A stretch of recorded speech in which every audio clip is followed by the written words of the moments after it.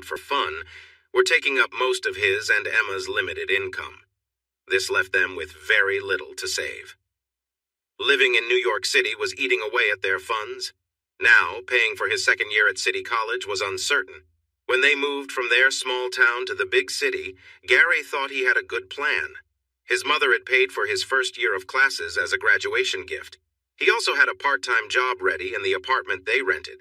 What he didn't fully realize was how high the costs were here. Emma's job as a trainer at a gym in Manhattan helped add some extra money, but it wasn't enough. It barely covered her share of food and subway fares. They found ways to save money. They got rid of their apartment's cable TV, phone, and internet service. They kept their cell plans, but used them less and accessed free Wi-Fi when possible. For fun, they took long walks to explore their new city. They exercised at home and ran together to stay fit. In reality, this was mostly for Gary's benefit since Emma's job kept her in great shape. Gary, who worked in bookkeeping, spent many hours sitting, so he appreciated the exercise. It was much better than the tough chores he used to do on the family farm. Speaking of family, he stayed in touch with his mother through email, sharing details about his new life. She was getting the hang of social media, and he enjoyed watching her farm videos, even if he was one of just a few viewers. It was nice to see her daily life on the farm. As for the rest of his family, they treated him as if he was a total stranger. That made him a bit sad, but he hadn't been very close to them before. In contrast, Emma kept in touch with her entire family through email. He smiled at this fact because it matched her friendly and cheerful nature. Everyone seemed to be drawn to her. With her bright blue eyes and a sprinkling of freckles on her nose, he could spend hours watching her express different emotions. She also had a fit body from staying active, and her long red hair was usually tied back in a ponytail. He was in love, and anyone who spent time with her usually felt the same way. This made Gary a bit anxious since they spent many hours apart, and she worked with some very attractive men. He had visited her workplace just once. That was enough to make him feel that he was better off not thinking about how he looked compared to them. He was fit and had a nice build, but he wasn't as muscular as they were. He knew Emma loved him, but a small voice in his head kept whispering that he wasn't good enough for her and that she deserved someone better. He found it hard to deal with that feeling and tried to hide his worries from her. He closed his laptop and looked across the small table into her blue eyes. She stuck out her lower lip in a playful way, making him smile with her lovely expression. Her smile brightened when he laughed. "So it isn't as bad as it looks?" she asked, hopefully. He gave her a teasing grin. "We're not about to be kicked out of our home, so that's a good sign." She laughed at that as Gary sank back into his chair. He was trying to think of another way to make some extra money. He had a part-time bookkeeping job he set up before moving to the city, and that was decent. He also did bookkeeping for a few local businesses, but they paid small amounts. Keeping track of all these clients, along with his classes, left him with very little free time. That time was precious to him because he wanted to spend it with Emma. He was protective of that time, but if he didn't find a way to save more for his second year of college, his plans might fall apart. His smile faded. Emma glanced at the clock and then smiled. "We still have time to visit Rocky's before they start." This lifted Gary's spirits as he looked at the lovely girl across the table. She knew exactly what would help him relax. "Yeah, let's go." Gary went into the bedroom and returned with his guitar case. The old guitar they had found in the apartment when they moved in was now his favorite possession. Its wonderful sound amazed him, and he enjoyed playing it so much. Thursday nights were open mic nights at their local bar, Rocky's. Even though they weren't old enough to drink there, they were welcome to join in the fun. The bar was owned by a friendly older man named Rocky, who had a gray buzz cut and seemed to know everyone in the neighborhood. He had heard good things about the responsible young man who was doing bookkeeping work for some locals. They left their apartment, locked the door, and walked down the stairs to the street, enjoying the warm spring air of the May evening. When they arrived at the bar, Rocky was there and greeted Gary with a handshake. He nodded to them and signaled for one of his helpers to set up a small table next to the stage with one chair for Emma. When they had first come to the bar, Gary wanted to find a way to overcome his fear of performing. Playing for a small group of regulars at the local bar seemed like a good place to start. During open mic night, performers could use their own instruments, or, if they were singers, there was a karaoke machine. After Rocky heard Gary play, he invited Gary to accompany singers who preferred not to use the machine. Most singers liked having Gary play while they sang. In return, Emma got to sit next to the stage, and they both received complimentary soft drinks. Since they weren't big fans of sweet drinks, they usually opted for plain water, which Rocky appreciated. Tonight, as Gary walked up to the stage, he noticed the bar was more crowded than usual. Only a few tables were left empty. He glanced at Rocky and saw the large smile on his face, clearly happy with the crowd enjoying their drinks. Gary took a seat beside the stage and felt all those eyes on him. A chill ran down his back. Then his gaze met Emma's as she looked back at the crowd. He could see she recognized his nerves, but she gave him a warm smile that made him feel better. Taking a deep breath, he returned her smile and silently said, "I love you." Her smile grew and warmth filled him up. She whispered back that she loved him too, which gave him courage. He opened his guitar case and quietly tuned his instrument. He knew Rocky liked him to warm up the audience with his music before others came on stage. He had been practicing a song and felt ready to perform it tonight. He moved the mic stand closer to his guitar and looked at Rocky. Rocky nodded and walked up the stairs to face the crowd. The noise decreased as people looked up at the man in the dark suit. "Welcome to Rocky's open mic night. It looks like a fantastic crowd tonight, so I hope you're ready to get on stage and share your talent." The audience laughed at his playful demeanor. Rocky pointed to a man who laughed a bit too loud. "Hey, by talent I mean skills." He paused for the laughter. "Singing and playing, you know what I mean?" Finally, Rocky smiled, and the audience responded with smiles of their own. "To kick off our evening, Gary Truman will play a couple of songs for you. Let's give him a round of applause." Rocky stepped off the stage, and all eyes shifted to Gary with his guitar. Taking a calming breath, Gary adjusted the microphone closer to his mouth. He looked out at the audience, but focused on no one in particular. "Good evening. I'm going to play Asturias by Isaac Albanese." "Thank you." He lowered the microphone back to his guitar. Looking into Emma's loving eyes brought him peace again. He closed his eyes, cleared his mind, and began to play. All that existed was the guitar, his hands, and the music. Before the bar's manager took the stage, a tall blonde man walked in and quickly spotted the one he hoped to see playing his guitar. He scanned the busy tables and caught the eye of two men sitting at separate tables nearby. Both nodded at him, and he returned the gesture before stepping outside to make a call. Gary finished his flamenco piece to loud applause. He noticed Emma had tears of joy on her cheeks and a big smile on her face, which told him she loved it. He smiled back at her and nodded to the audience. "My next song is a familiar one, and you know the words, so feel free to sing along." The bright and cheerful notes of "Here Comes the Sun" by the Beatles spread smiles all around. Many audience members planned to sing on stage tonight, making this a light moment where they could join in without the pressure of performing alone. As Gary got lost in the music, he frequently looked up to see the audience enjoying themselves. The blend of voices was wonderful, and he nodded back at them with admiration before finishing the song. The applause now felt shared, and he clapped for the audience too. Rocky stepped onto the stage and moved to the mic while clapping. "Thanks, Gary, always amazing. We're ready for our next performer, who is..." He glanced at the paper in his hand. "Tracy Mulholland. Just a reminder for performers, you can use the karaoke machine or ask Gary for music. Enjoy." After he left the stage, a slender blonde woman with big curly hair approached Gary. She pointed to the machine and he nodded in response. The light faded on Gary and he relaxed. He shared a smile with Emma, and they turned to listen to Tracy sing. When Tracy started her show tune, Gary felt like he was bracing for a storm, but at least she was singing well. Not every act tonight would be. An hour passed, and Gary played for most of the singers who came to the stage, which he found enjoyable. Two singers played their own guitars, allowing him to sit back and appreciate their performances. One of them impressed Gary.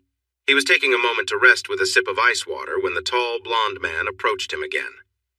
"Excuse me," the man said. "Do you know any songs by Selena Moreno?" Gary nodded. "There's one I feel comfortable playing for an audience. My Soul, Your Sanctuary. It's one of her original hits with a beautiful intro." He noticed the man was smiling and nodding along. Are you going to sing? The man smiled and looked relaxed but shook his head. My girlfriend is next and she'd love to sing one of those songs. The one you mentioned would be just right, thanks.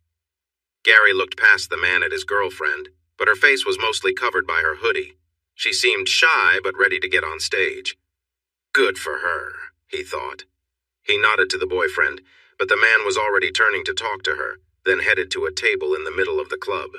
The woman went to the stairs and climbed up to stand in front of the microphone. She looked at Gary and nodded. He took a few deep breaths to calm himself and then began to play the introduction. The audience stirred a bit as they recognized the powerful ballad, but it was new to them how it was played. Gary lost himself in the song, playing it in his own way, a little slower and with more feeling. His eyes were closed as he navigated through the beautiful melody. He didn't notice that the woman was watching him or see her nod to her cheerful boyfriend. She moved to the microphone and started to sing, matching the mood of Gary's guitar, and everyone went quiet. Gary kept playing as her voice blended perfectly with his guitar. It was enchanting. Emma sat at her table, amazed to realize the singer was Selena Moreno. Looking around, she saw she was the only one close enough to see under the hood. The audience was captivated by how talented the woman was. Watching Gary, she saw how deeply he connected to his music, and it always gave her a warm feeling inside. Thinking about how they spent time together after he performed made her smile. She was excited to get him back to their apartment. As the song came to a beautiful close, Gary opened his eyes and smiled down at Emma, but she was focused on the woman. He noticed the audience was cheering loudly. He turned and saw that the hood had fallen back. Selena Moreno stood there, a lovely woman with a warm olive complexion. Her long, dark hair was tucked inside her sweater. She was tall and slender, her hands adorned with rings. Those hands were pressed together like she was thankful, and she beamed a dazzling smile at him. Her lovely hazel eyes sparkled with delight. He grinned, realizing how familiar she was with the music and how naturally she sang along. She was a true professional. He smiled and nodded to her. Gary usually didn't get starstruck because he thought it was silly to place celebrities on pedestals, but he felt honored to share the stage with someone as gifted as her. Rocky quickly climbed the stairs to stand beside Selena and lean toward the microphone. Thank you for a wonderful evening. Tonight's open mic night has come to an end. Thank you. Gary and Emma joined Selena, her boyfriend and keyboardist Greg, and her manager Stefano at a table in the back. Selena's security made sure they were not bothered by excited fans, but the crowd behaved well. Emma smiled at Gary when Rocky took a picture with Selena for his bar. What are you drinking? Greg asked the young couple. Water, Gary and Rocky replied together, laughing a little. Gary explained, We're not 21 yet. Selena looked at Gary in surprise. How old are you? He smiled back at her. 19. We're 19. You play like that and you're only 19? Your music has so much feeling. Most people don't reach that level until they are much older, Selena exclaimed. Emma smiled at her. Gary is an old soul in a young man's body. Hey, he protested, but she hugged him, and her affection made him smile again. Selena shook her head in disbelief. Greg has been visiting open mic nights at many clubs looking for new talent for our band. He heard you play before and came back to see if you would be here. He called me when he saw you on stage and I hurried over. Stefano leaned in. You definitely have talent, and you would be a great fit for Selena's voice. I think you'd make an excellent lead guitarist for her band. Emma's eyes widened in excitement. Gary felt a bit nervous with the quick turn in the conversation. I just play for fun. It helps me relax. I'm not really interested in playing professionally. This small venue is about all I aim for. I appreciate the offer, but I have to say no. Stefano stared at Gary in surprise. It's a shame to keep such talent hidden. He looked at Emma. Talk some sense into your boyfriend. Gary turned to Emma. Marlene thought I was wasting my talent too. Emma's smile faded a bit as she remembered the pressure Marlene put on him. She took Gary's hand. The music is his, and he will decide what to do with it. I am proud of his ambition to be an accountant, and I know he will excel at that. He is already getting a lot of experience and helping with audits for several local businesses. Stefano huffed in frustration and seemed ready to leave. Selena looked disappointed but took one of Stefano's cards and wrote her phone number on the back. She handed it to Gary. "This is my personal number. If you ever change your mind, and I hope you do, please call me." She gave him a final appreciative smile. "Thank you for tonight." Gary smiled and nodded back. She gathered Greg and her security team and they left. Rocky turned to look at Gary in surprise. "That's a chance walking right out the door," the man at the bar said, nodding toward the exit. Gary looked at him and gave a small smile. "Do you wish I'd used my music to make a career?" he asked Emma softly. Emma shook her head, smiling back. "No, you have to stay true to what feels right. If music isn't your path, then don't force it." She touched his cheek lightly. "I'm tired, though. Let's head home." Gary grinned, picked up his guitar case, and offered her his arm. "I'll catch up in a moment. I need to talk to Stefano," Greg said to Selena, who nodded and slipped into the back of the limo, looking a bit tired. Greg walked over to Stefano. "Did you get the recording?" Stefano smiled and pointed to the two audio technicians, who nodded as they adjusted the recording gear on their shoulders. They had captured everything clearly. "She really needs this. Keep me updated," Greg said before he hurried back to the limo. Greg would do anything to make Selena happy. Back at home, Gary placed his guitar case in the corner and thought about the night. Playing for Selena had been a thrill. She was on another level, more talented than anyone he'd played alongside before. He felt proud of himself for performing so well, especially in such a busy club. There had to be at least 60 people there, far more than the usual crowd. For a brief second, he imagined performing with her on a grand stage, maybe in a stadium in front of thousands. Just the thought made his nerves flare. He shook off the thought and took a deep breath as Emma walked up quietly behind him, wrapping her arms around his shoulders. "Oh, didn't mean to startle you," she said, noticing his reaction. He turned to reassure her. "No, it's all right.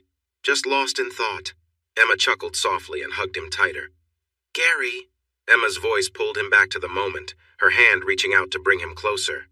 They shared a warm, lingering embrace, feeling the closeness between them in a comforting silence.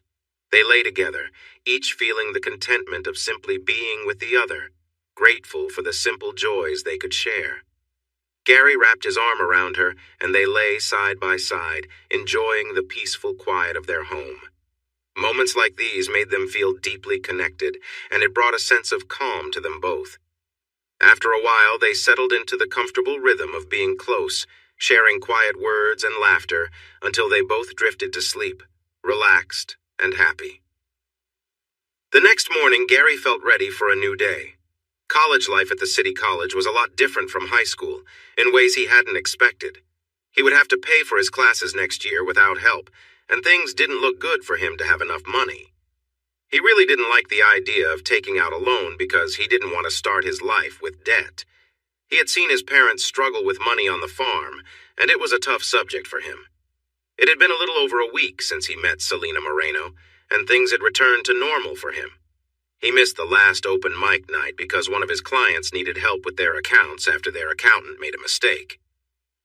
It was Friday afternoon after their last class, so Gary was in the cafeteria where his study group gathered before going their separate ways. Everyone was there.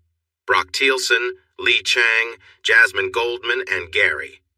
Brock was tall, slim, and handsome, always dressed well. He was the first openly gay guy Gary had hung out with. Gary was learning to stay calm when Brock said surprising things. He started to think Brock enjoyed joking around with him. Lee was slim and cute, but she was very competitive, even if she often apologized for it. She liked to blame her mom for her shy behavior. She also liked to hear Brock's adventurous stories, and he was always happy to tell them, especially when Gary was nearby. Jasmine was lively, clever, and friendly, but maybe too playful. She had pretty eyes and a strong nose. She was the shortest of the group, just over 5 feet, but she had a curvy figure. She often leaned against Gary, who was taller and leaner. Jasmine knew Gary had a crush on Emma, but she couldn't help but tease him because he was the only straight guy in their group. She said it was all in good fun. Gary wasn't so sure about that. They were discussing the quiz they had just taken, and Gary felt good about his answers. Jasmine was upset about some mistakes she made and playfully hit Gary's arm before leaning against him when she found out he did well. Gary was about to tell her to sit up when he suddenly froze. The people at the next table were listening to the radio a bit loud, and what was playing caught his attention. Jasmine looked at him in surprise when he didn't push her away. She noticed his surprised face and where he was looking. Brock was about to say something, but Jasmine shook her head and started to listen too. Lee glanced at the table next to them and saw two women listening carefully with big smiles.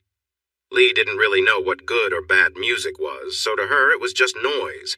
She was about to ask them to turn it off when Jasmine touched her arm and pointed at Gary's face. As the last sounds faded, the DJ spoke up again. That was Selena Moreno's latest song, a new acoustic version of her hit My Soul, Your Sanctuary. The identity of the talented guitar player with her is still a secret, but wow, can he play? Rumor has it this recording was made in a small bar somewhere in the city. Jasmine looked at Gary, whose face shifted from disbelief to annoyance. Then she had a realization. "Oh my God, that was you playing!" she exclaimed loudly, remembering he had said he played guitar for fun. The two women at the next table turned to look at them. Gary snapped out of his shock and frowned. The women immediately lost interest in what was happening at Gary's table. He turned to Jasmine. "Can you please lower your voice?" he asked firmly. "It was," Jasmine said, though her voice was still louder than Gary wanted. "Yes, that was me, but I didn't agree to this recording or letting it be played on the radio," he said. "You should consider taking action and get paid for it," Lee suggested. Brock nodded with a smile. "I agree with Lee. It looks like you have a case if you didn't sign anything." Gary shook his head. "I didn't sign anything. It was an open mic night. Selena came in without anyone knowing who she was, and I played one of her songs. I didn't find out it was her until afterwards. I didn't see anyone recording, and they didn't tell me they had." He felt frustrated. "I'm disappointed. I thought Selena would handle things better than this." "Ooh, look at Gary. He's on a first-name basis with famous stars," Jasmine joked. When she saw him frown, she changed her tone. "But seriously, you should think about it. You could earn some money and you could use it." Her blunt comment about his money troubles didn't make him feel good, even though it was true. "The only ones who win in lawsuits are the lawyers, whether they win or lose. I prefer to stay out of that," he replied. He picked up his books and put them in his backpack. It was time for his after-school bookkeeping job. The others stood up too. "Take action until they pay," Lee said, then walked away. Brock chuckled as he watched her leave. "I still think she has a point." He waved goodbye as he left. Jasmine looked up at Gary with concern. "I'm sorry your famous friend let you down like this." She pulled him into a hug, and for a moment he felt comforted by the warmth. He missed her happy smile as she rushed off, waving goodbye. Gary pushed those feelings aside. He had work to do and money to make, the honest way. At the fitness club, Emma's boss, Dennis, watched her lead a class from the back of the room. He started making funny faces at her, and she fought to keep from laughing into her microphone. After the class ended, Emma guided everyone through the cool-down steps and let them leave the room. As she reached the door, she saw Dennis waiting for her outside. She playfully tapped his strong arm for distracting her during class. He chuckled as she shook her hand, which felt a bit sore. Dennis took her hand and checked it with a smile, then he gently kissed it, making her blush as she pulled it back. She shook her finger at him but smiled. "You shouldn't be flirting with me since I'm seeing Gary." Dennis just shrugged with a grin. "I can't help it if my heart thinks it's right." Emma shook her head, trying to hide her smile, as she stepped into the main area filled with exercise equipment and people finishing their workouts. A song started playing, and Emma gasped. "What's wrong?" Dennis asked. Emma listened to the music, her expression showing her surprise. Dennis noticed her reaction, so he paused to listen too. "That guitarist is amazing." "It's Gary," she replied quietly. When Selena's voice filled the air, Dennis looked at her in shock. "When did your boyfriend start performing professionally?" "He didn't. The recording is a bootleg." They listened for a bit more, and Dennis caught her eye again. "Gary should make a career out of this." Emma shook her head as she walked away with a worried look. She didn't see Dennis's disappointed expression as she left. She needed to talk to Gary. When Gary got home from his part-time job, he carried a bag with their dinner, a small, pre-cooked chicken and salad. Emma sat at their small kitchen table and they ate quietly, both deep in thought. She noticed Gary's troubled expression. Did you hear that Selena Moreno released a recording of the song we played at Rocky's last week? He finally asked. Yes, it sounded surprisingly good for a bootleg, but I was shocked to hear it at all, she replied, watching him closely. He nodded and then looked into her eyes. What do you think I should do? Should I call Selena and ask her to take it down? Emma shook her head quickly, and when he looked at her curiously, she explained. It's like art. Once it's out there, you can't just put it back. Gary smiled and chuckled lightly. A genie? She nodded, her ponytail bouncing. He held her gaze. I think you're a genie. She grinned playfully, folding her arms and blinking at him. Of course, master. Gary looked at her earnestly, and she began to giggle. Gary reached for her, and she quickly got up and ran toward the bedroom. She wasn't in a rush. Emma felt a warm, happy feeling inside her after they had shared a special moment. Gary's guitar playing from a song started to play in her mind, and she smiled at how beautiful it was. She hoped Gary wouldn't ask her to turn off the music. Suddenly, Gary's stomach made a loud noise, showing he was hungry again.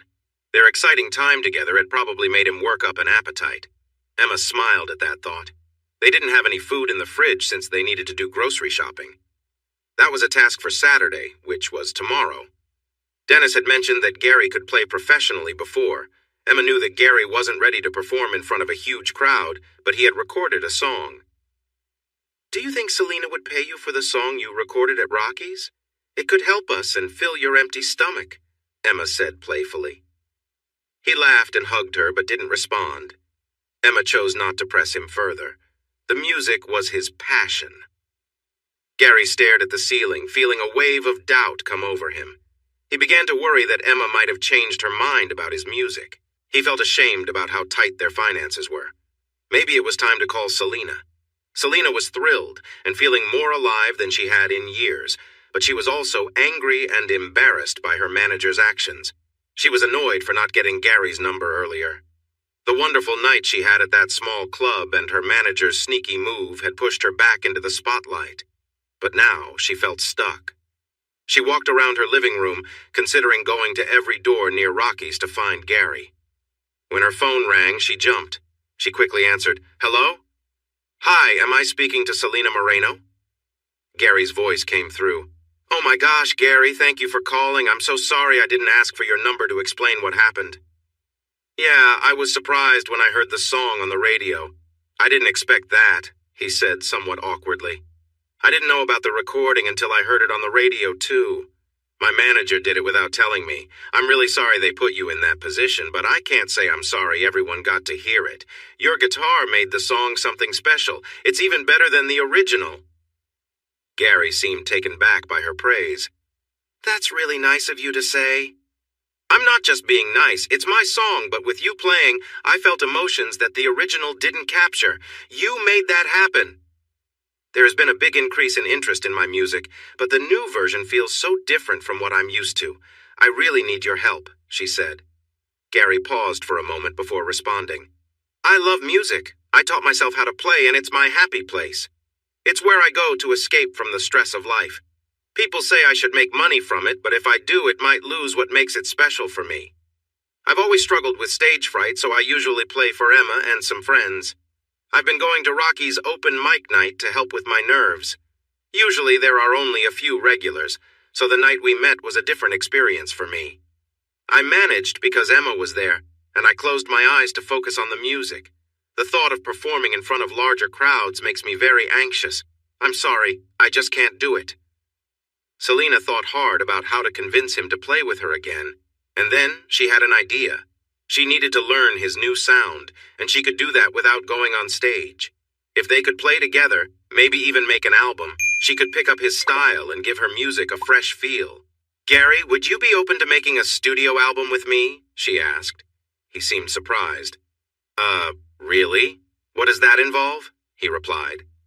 We would get together and play some music, we could try out songs and write new ones, then we can go to a studio and record them. This would help me capture the feelings your music brings out in me, Selena explained, hopeful. Gary took a moment to think. Atu could probably do that. There won't be a lot of strangers, right? Selena did a little happy dance. No, just a small group of close friends. All right, that sounds good, he said, feeling more sure.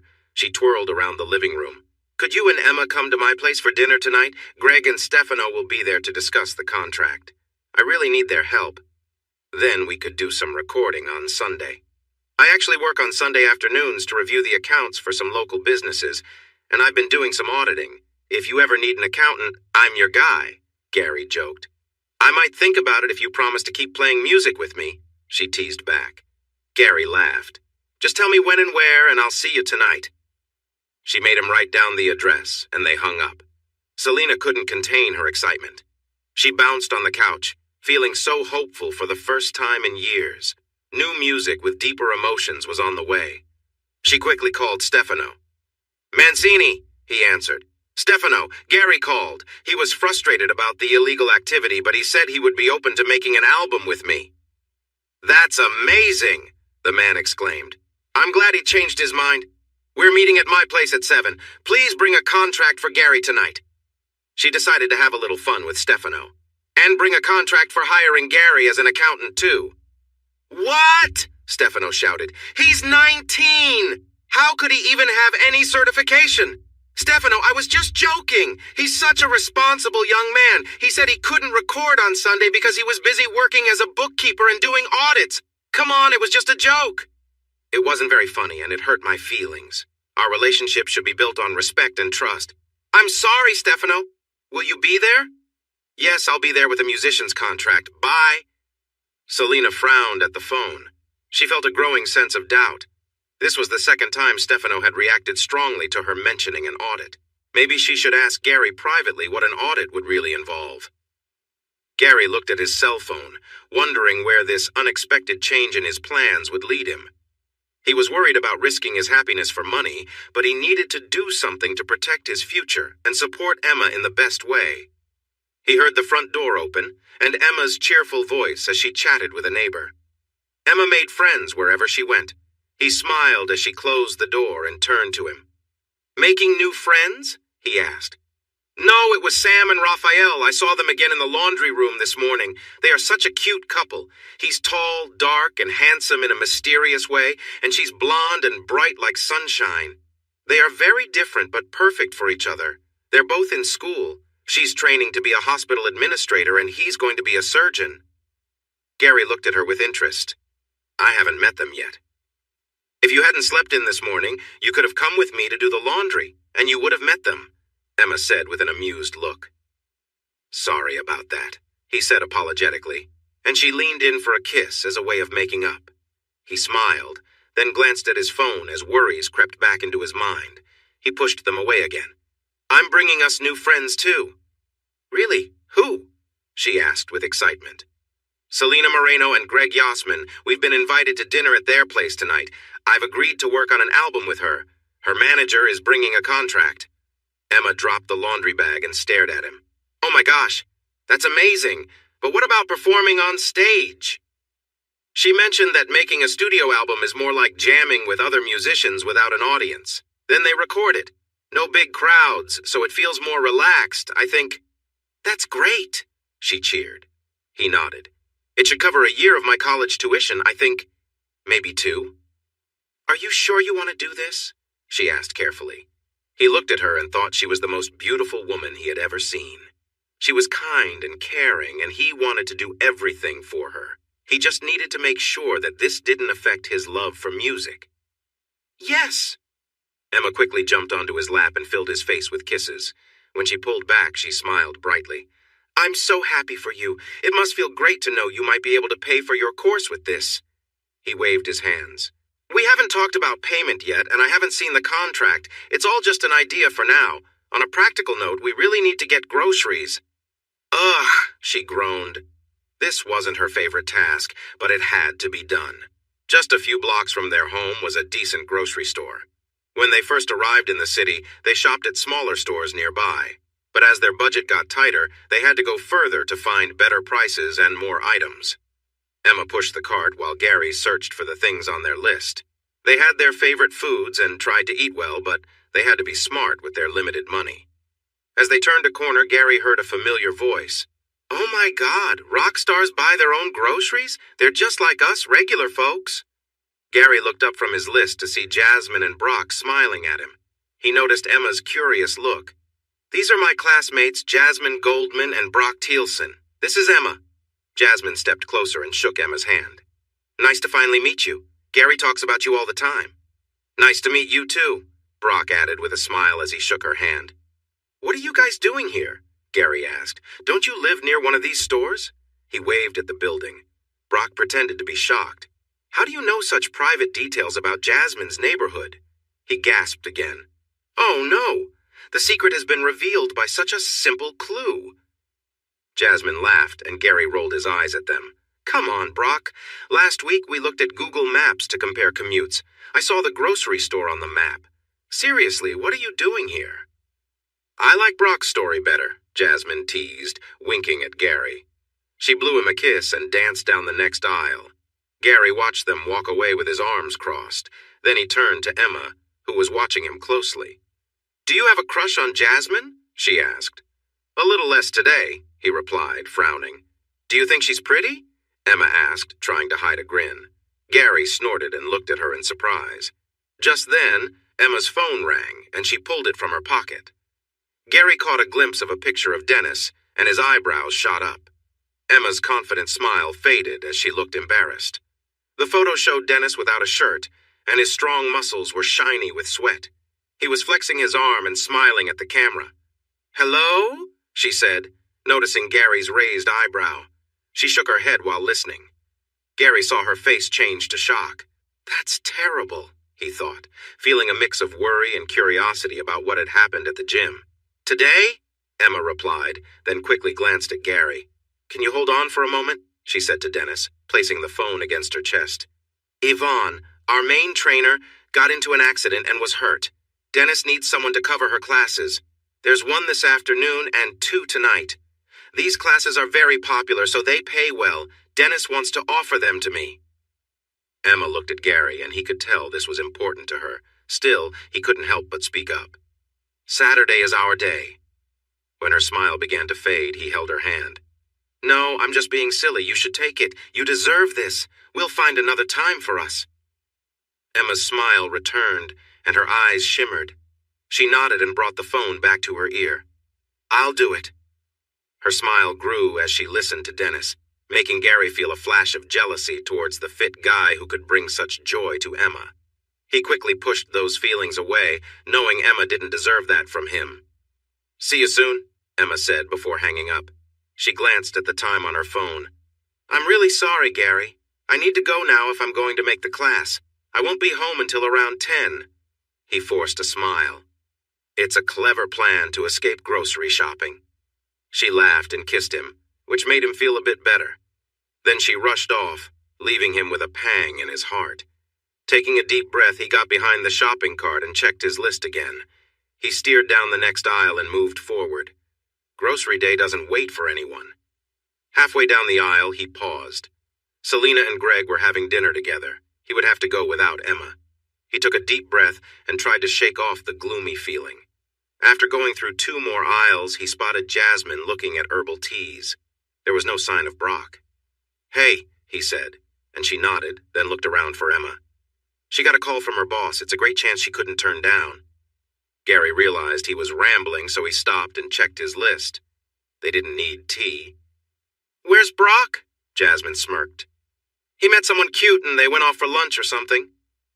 Gary waved his hand, not wanting to know more, then continued on his way, battling his gloomy mood. Jasmine walked alongside him. "Are you okay, Gary?" she asked softly. "Oh?" "Yeah," he said casually. He picked up his last item and headed to the checkout. She joined him, carrying a small basket with some tea and a bottle of jam. Their eyes met. "Okay, I was actually following some celebrities today. I was bored and thought it would be fun to spend time with you and Emma. Brock came along because he loves to tease you." She noticed how much Gary was buying. "It seems like you could use some help with that." He sighed. "Yeah, that would actually be helpful." After paying for his groceries, he placed them into his reusable bags, which had comfy handles. They walked the few blocks back to his apartment, chatting about their assignments for next week. Gary wasn't too worried since he was already doing some of the steps for local businesses. Jasmine was curious and wanted to know his secrets. "All I can do is help you in our study groups. You need to learn this on your own or it won't stick. If I see you struggling, I'll guide you back on track," he said. "Why are you taking this course if you already know this stuff?" she asked. He chuckled. "Hey, I'm learning too. Besides, I need this course for my certification. After that, I can ask for a better salary for the work I'm doing since I'm not being paid much right now." Once they were in his apartment, Jasmine took a seat at the small kitchen table while Gary put away the groceries. "So, Brock is having another casual fling?" Gary asked. Jasmine laughed. "Oh my God, you sound like a grandpa saying that." Gary remembered Emma calling him an old man in a young man's body and smiled. "I'm trying to be open-minded. I just don't understand why he changes partners so often." Jasmine shook her head, still smiling at him. "It's just fun. Brock is just enjoying himself. He's young, so he has time to find someone special." Gary shrugged. "Would you like me to make you a salad with grilled chicken?" Jasmine beamed at him. "That would be lovely." He moved around the kitchen and prepared 2 salads with chicken, and they shared the meal at the table. "I only have water to drink." "That's fine," she said. "This is nice." They enjoyed their meal and talked about Lee's latest outburst regarding her mother. Lee was starting to seem like a Disney villain to them. "So, what's next for Gary the music star?" Jasmine teased. Gary chuckled softly before recalling his news. "Well, I'm going to Selena Moreno's place tonight for dinner and to discuss recording an album." Jasmine's fork fell into her bowl as she looked at Gary in shock. "Oh my God, that's amazing! Are you going to tour with her? How will you manage that along with your course? Are you leaving your accounting job now that you're becoming a guitar star?" Jasmine asked with excitement. Gary laughed and raised his hands. "Whoa, hold on. I'm not going on tour. I'm finishing my classes because I want to be an accountant. I don't feel like a guitar star at all. I'm still learning and I teach myself." "But you could end up on a big stage someday, right?" she pressed. "No way. I get really nervous on stage. That's why I'm only making a studio album, no audience," he explained. She thought for a moment while finishing her lunch. "But don't you play at the local club?" Gary nodded. "There are usually only about a dozen people there, and they are all regulars. The night I played with Selena, the place was packed. If it wasn't for Emma, I would have been so nervous." Jasmine shifted a little. "I've never heard you play." Gary gathered their plates and cleaned up, then turned to her with a smile. "I could play something for you." She beamed and clapped her hands. "Sit on the couch, and I'll be right back." He went into the bedroom to get his guitar from the case. When he returned to the living room, he saw Jasmine sitting on one end of the couch, facing the window. He took a seat at the other end and turned to face her. "You have a really nice place. It's warm and cozy with a lot of light," she said with a content sigh. Gary smiled. "We love it here. It's not big, but it's easy to clean, and our neighbors are mostly students who are not too loud. Emma knows all of them." He tuned his guitar softly, then looked up at her eager expression. "I recently learned this piece and played it at Rocky's the night I met Selena. Flamenco guitar is challenging but very rewarding. It has really helped me with other styles, too." Feeling a bit shy for getting too excited, he glanced at her. She was just smiling. "Anyway, this is Asturias by Isaac Albeniz." He closed his eyes and took a deep breath before starting. This piece needed his full focus, but he let the music come naturally. When he finished, he leaned back and opened his eyes to see tears in Jasmine's eyes. "Hey, what's with the tears?" he asked, concerned, grabbing a tissue for her. She wiped her eyes but smiled at him. "I'm sorry, it was the most beautiful music." "I think you need some happy tunes," Gary said with a playful look. He started playing the William Tell Overture finale in a funny and wild way. Jasmine laughed at his silly speed, but knew he was just being funny while playing great music. He pretended to be out of breath at the loud part and smiled at her as she clapped. "That was so good. You're a little crazy, though." Gary quickly pulled up the jingle for Almond Joy candy. "Sometimes you feel like a nut, sometimes you don't." To be honest, his singing could use some work. "Okay, I can tell from your face I should stick to playing," he said with a sigh. "You know the saying, you have a face for radio? Maybe you have the voice for silent movies, Jasmine joked. Ouch, he said, pretending to be hurt. Oh, come on, you play guitar so well you can do great things even without fancy singing. That makes me feel better, he said, smiling. He played Here Comes the Sun, and Jasmine sang along pretty well. Your singing is way better than mine, he said as he set his guitar down to rest his fingers. Thank you, kind sir, she replied with a slight bow. I was supposed to go to Selena's tonight with Emma, but she'll be working late. Want to come instead? I'll just check with Selena first. You're not one of those fans who follow celebrities everywhere, right? Jasmine tried to hide her happiness and teased Gary playfully. Hold on a second. Gary called Selena again. She answered on the third ring. Hi, what?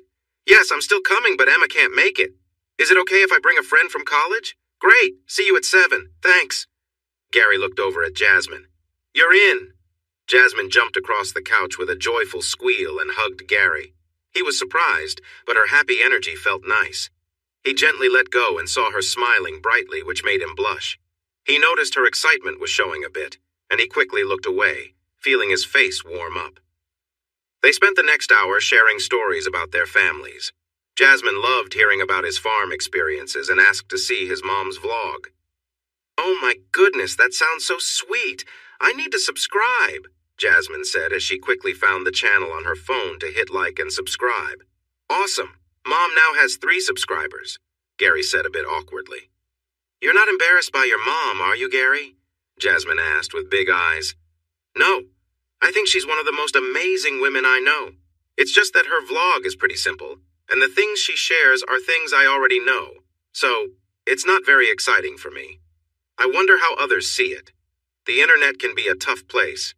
I don't want anyone to be mean to my mom, Gary said, feeling protective. Jasmine nodded. I understand. It can be a harsh place, but many women like your mom are trying new things and sharing their stories. My grandmother, or Bubby, is one of them. She has an account with cooking videos. She's learned a lot and even got my mother to make videos about sewing. I'll share your mom's account with them. They can give her helpful advice, but what she shares is lovely and real, which is hard to find online. Thank you, I think she'd appreciate that. I'll send her a quick message to let her know she might hear from some new friends. Gary quickly typed an email to his mom, telling her she has a new follower and might get messages from others who enjoy what she does. Gary shared that his mother was the only family member he still connected with. My dad stopped caring about me when I said I wouldn't do what he did. He got really angry and made things hard for me during my last year at home. Mom helped me stay sane. My siblings didn't want to talk to me. Jasmine gave him a sympathetic look. Did you ever play guitar for them? He thought for a moment and realized he never had. No, I was too busy trying to leave and escape my dad. I didn't think much about them. When I left, I gave my truck to my younger brother, Dale. He's going to be a farmer like Dad. Sarah and Heather are younger than Dale, but I don't know what they want to do. It's never too late to reach out and just say hi, Jasmine encouraged. He looked at her and agreed. What about your family? Do you all get along? She laughed. Not really. I have 3 sisters and 4 brothers. The funny part is, we are all way too involved in each other's lives. We can be really clingy. Gary tried not to laugh, but nodded, finding her stories amusing. Talking with Jasmine felt easy and comfortable, just like chatting with a friend. They had plenty of time to talk. Emma walked to the front of the class, feeling excited to see all the smiling faces looking at her. It was time to begin. Hello, everyone. My name's Emma, and I'll be your captain today. Yvonne had an accident and is recovering. I don't know much, but we're all hoping for her swift recovery. In the meantime, I'm familiar with your routine, she said, pausing to give them a big smile. But I'm going to add a little more energy to make you all smile and feel great. That sparked excitement among the group. Let's get organized. It's time to get moving. She showed them her biggest smile, and their energy rose again. Emma began the class with a slow and soulful song by Gary and Selena. She guided them through deep stretches, noticing smiles on everyone's faces. As the song neared its end and the tempo picked up, she encouraged them with kind words. She gradually increased the energy until they were all moving energetically together. Emma filled them with her enthusiasm, and they clearly loved it, asking for more. 45 minutes later, she ended the session with Selena's new song and helped everyone relax. "Thank you for your energy. You were fantastic." The group cheered for her, and she responded with a big smile and a bow. As the class wrapped up, a client approached her, grinning widely. "You brought so much energy to our session. That was amazing. You really led the class well." Emma smiled back with gratitude. "Thank you. I hope Dennis offers you as good a contract as Yvonne managed for me. I'm Nancy Delaney, a partner at Kirkman, Douglas, and Delaney. I handle contracts. If this temporary role seems like it might become permanent, please call me." Emma was surprised when Nancy handed her a business card. It was waterproof. Nancy smiled. "It's protected so it stays nice, just like me." Emma giggled and nodded. As Nancy's friends called her over, she smiled at Emma one last time and waved goodbye. Emma packed her things into her small duffel bag, tucking the business card into the side pocket. When she left the studio after the group, she bumped into Dennis, who was full of excitement. "I knew you could do it. I watched, and you did a fantastic job in there. I got amazing feedback from the clients as they left. They said your energy made a big difference, and they enjoyed the session even more than with Yvonne. They want me to keep you." Emma's smile grew wider, and he picked her up and twirled her around. She felt a rush of happiness as he set her down, trying to hold back her laughter. After waving goodbye, she headed to the showers.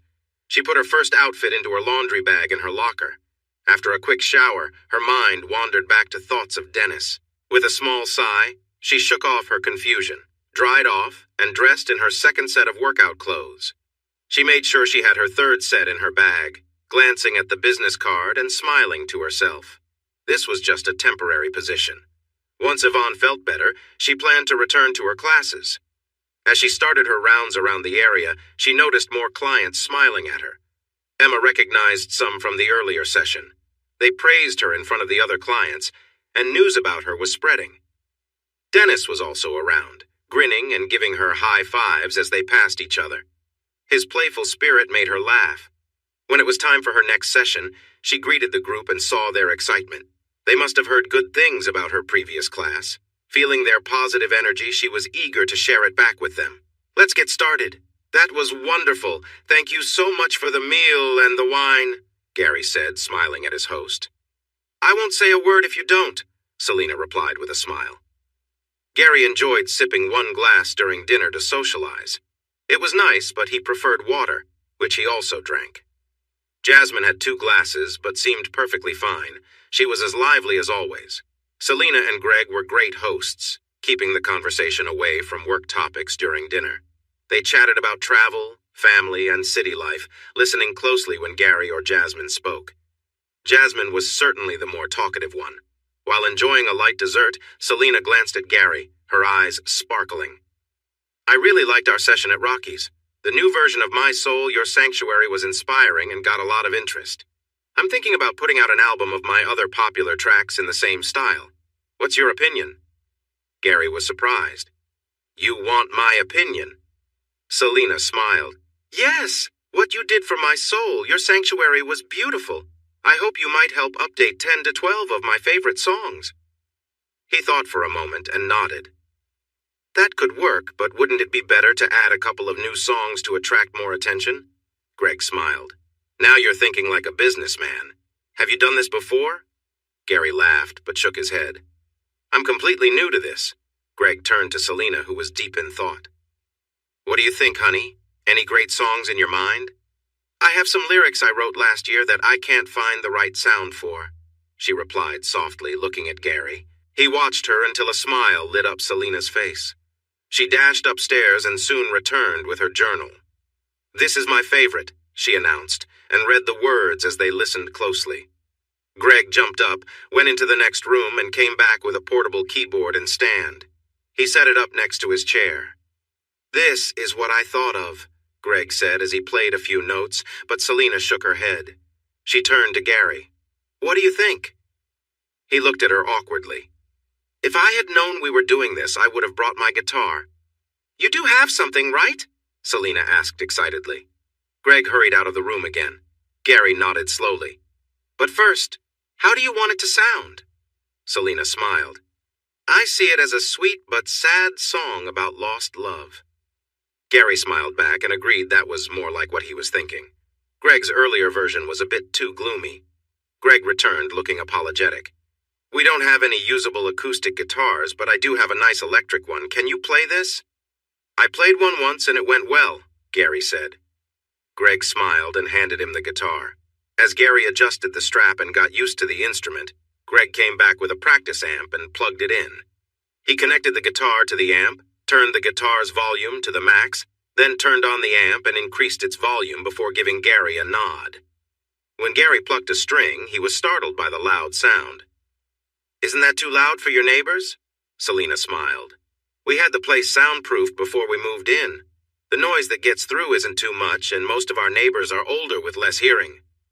Gary nodded and practiced a little with his favorite flamenco piece, trying to get a feel for the instrument. The sound is a bit bright. Can we make it warmer? Greg was looking at Selena with excitement and quickly nodded to Gary. Sure. He adjusted the amp, and Gary smiled as the new tone came through. Yeah, that's much better, thanks, he said, giving a nod to Greg. He turned to Selena. This is what your lyrics made me think of.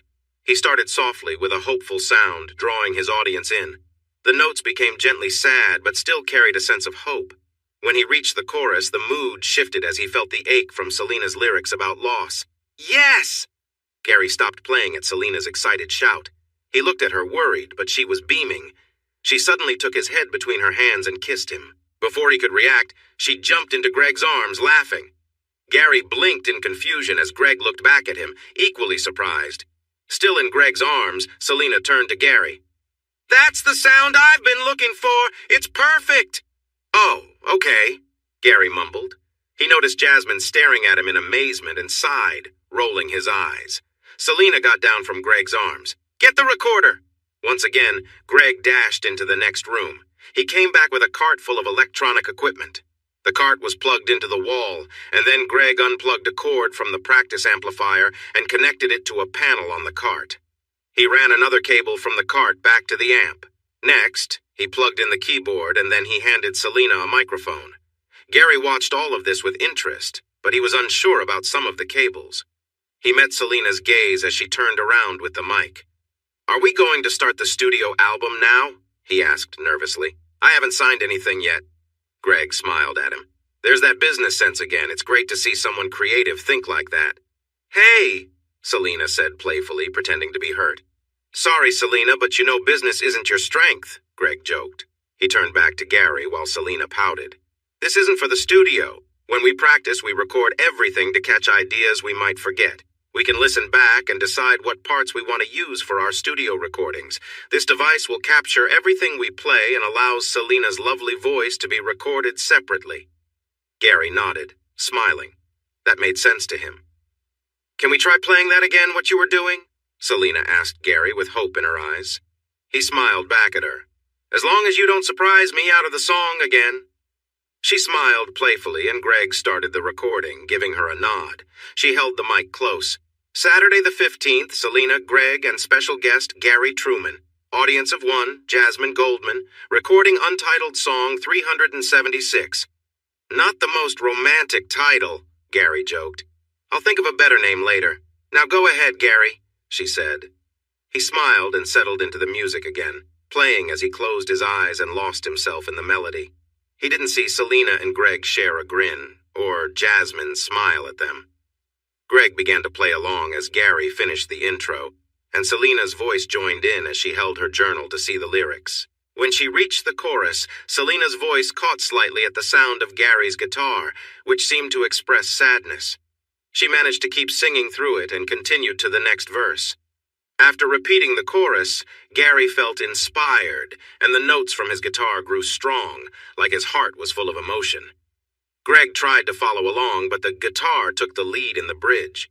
As the music faded, Selena returned with a happy tune, and Gary wrapped it up gently. Jasmine was amazed. She had just seen a song come together from start to finish in just 2 moments. She realized this was possible only because Gary felt his music deeply. They had been in school together for months, and Gary had never shown strong feelings before. Today, Jasmine spent the whole day with him and decided he was the calmest and coolest guy she had ever met. He could be funny and love to laugh, but nothing seemed to stir him up enough to show strong emotions. Gary was the opposite of everyone in her family. At times, she thought he might not really feel anything at all. But then this happened. As she watched him play, it was clear he felt his music deeply. His emotions were strong and vibrant, and he shared them effortlessly through his guitar. She held back tears, moved by what she heard. If only he wasn't so in love with Emma. Selena noticed Greg reaching over to turn off the recording. He checked the file and smiled, confirming it was great. Gary blinked as he came out of the music and smiled at Selena. "Was that okay?" Selena burst into joyful laughter and hurried over to hug Gary. It was a little awkward with the guitar between them, but Gary smiled happily. "So, you liked it?" "Gary, it was beautiful," she exclaimed. Then she looked over at Jasmine. "Don't you think so?" Jasmine struggled to clear her throat and quickly nodded. "She's speechless. That's a big win for her. I'm honored," Gary joked. Jasmine finally spoke up.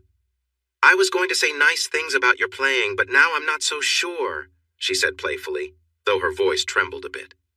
Selena and Greg laughed. "That's a sure hit," Greg said, pointing to the recorder. Suddenly, there was a thump at the front door, and Greg quickly jumped up. When he came back, Stefano was with him. Gary could tell Stefano felt uneasy and wondered if it was because of him. "You have to hear this," Selena exclaimed, and Greg played the song for Stefano. Gary noticed a difference between this recording and what he heard on the radio, but it was still very good. Selena's smile was huge. "What do you think?" Stefano looked impressed as he stared at the recorder, then glanced at Gary before turning to Selena. "I've never heard that one before. Didn't you say you'd be redoing your old hits?" "It's new.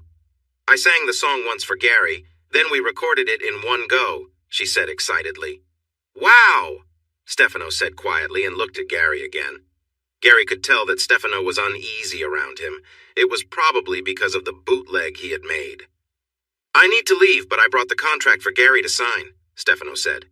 "I'd like you to explain it to me since this is my first musician's contract.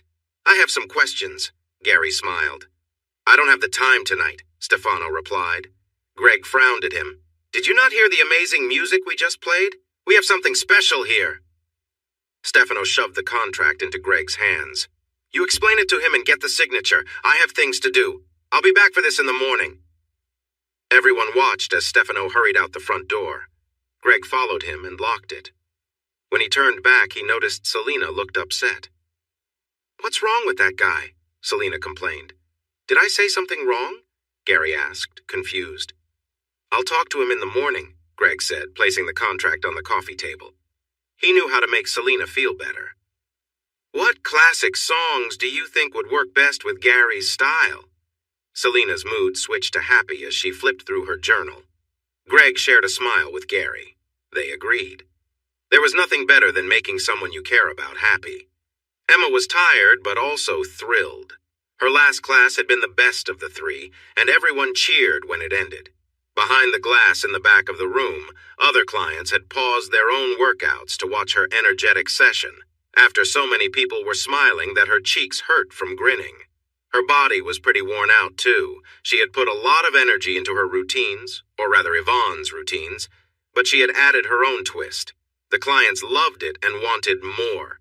Her skin tingled with leftover excitement.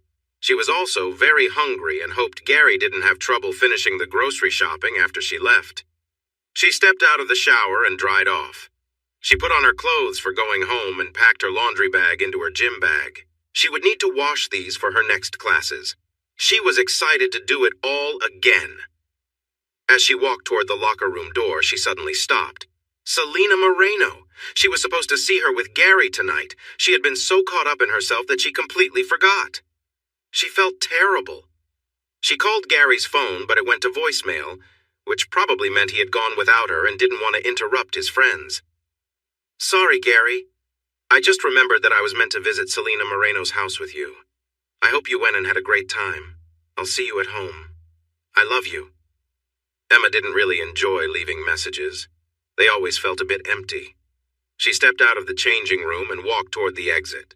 There was Dennis, waiting for her with his cheerful smile. He wore a dark jacket and a white shirt with gray pants and black shoes. His big muscles made him look a bit scary, but his happy smile showed he was friendly. Emma's cheeks hurt a little as she smiled back. "What are you still doing here?" she asked. Normally he left before the last session since he came in so early. "Who could leave without seeing that amazing show? Everyone was cheering for you at the end," he said enthusiastically. Emma laughed. "You're being silly. They were not." "Okay, but they were cheering loudly. I haven't seen that since the early days when Yvonne and I opened the club." "What happened to her?" Emma asked, feeling her stomach rumble. Dennis looked at her. "How about I treat you to dinner before you get too hungry, and I'll tell you?" "You don't have to do that," Emma replied. "You really helped us out today, so please let me thank you with a meal. It's the least I can do." Emma thought about going home to her empty apartment and cooking for herself. A free meal would save some money, so she nodded. He motioned for her to lead the way, and they walked together on the sidewalk. "There's a nice restaurant at the Hilton just down the street. They have a great Caesar salad with grilled chicken." That was what she and Gary had planned for lunch, so Emma felt happy to nod along.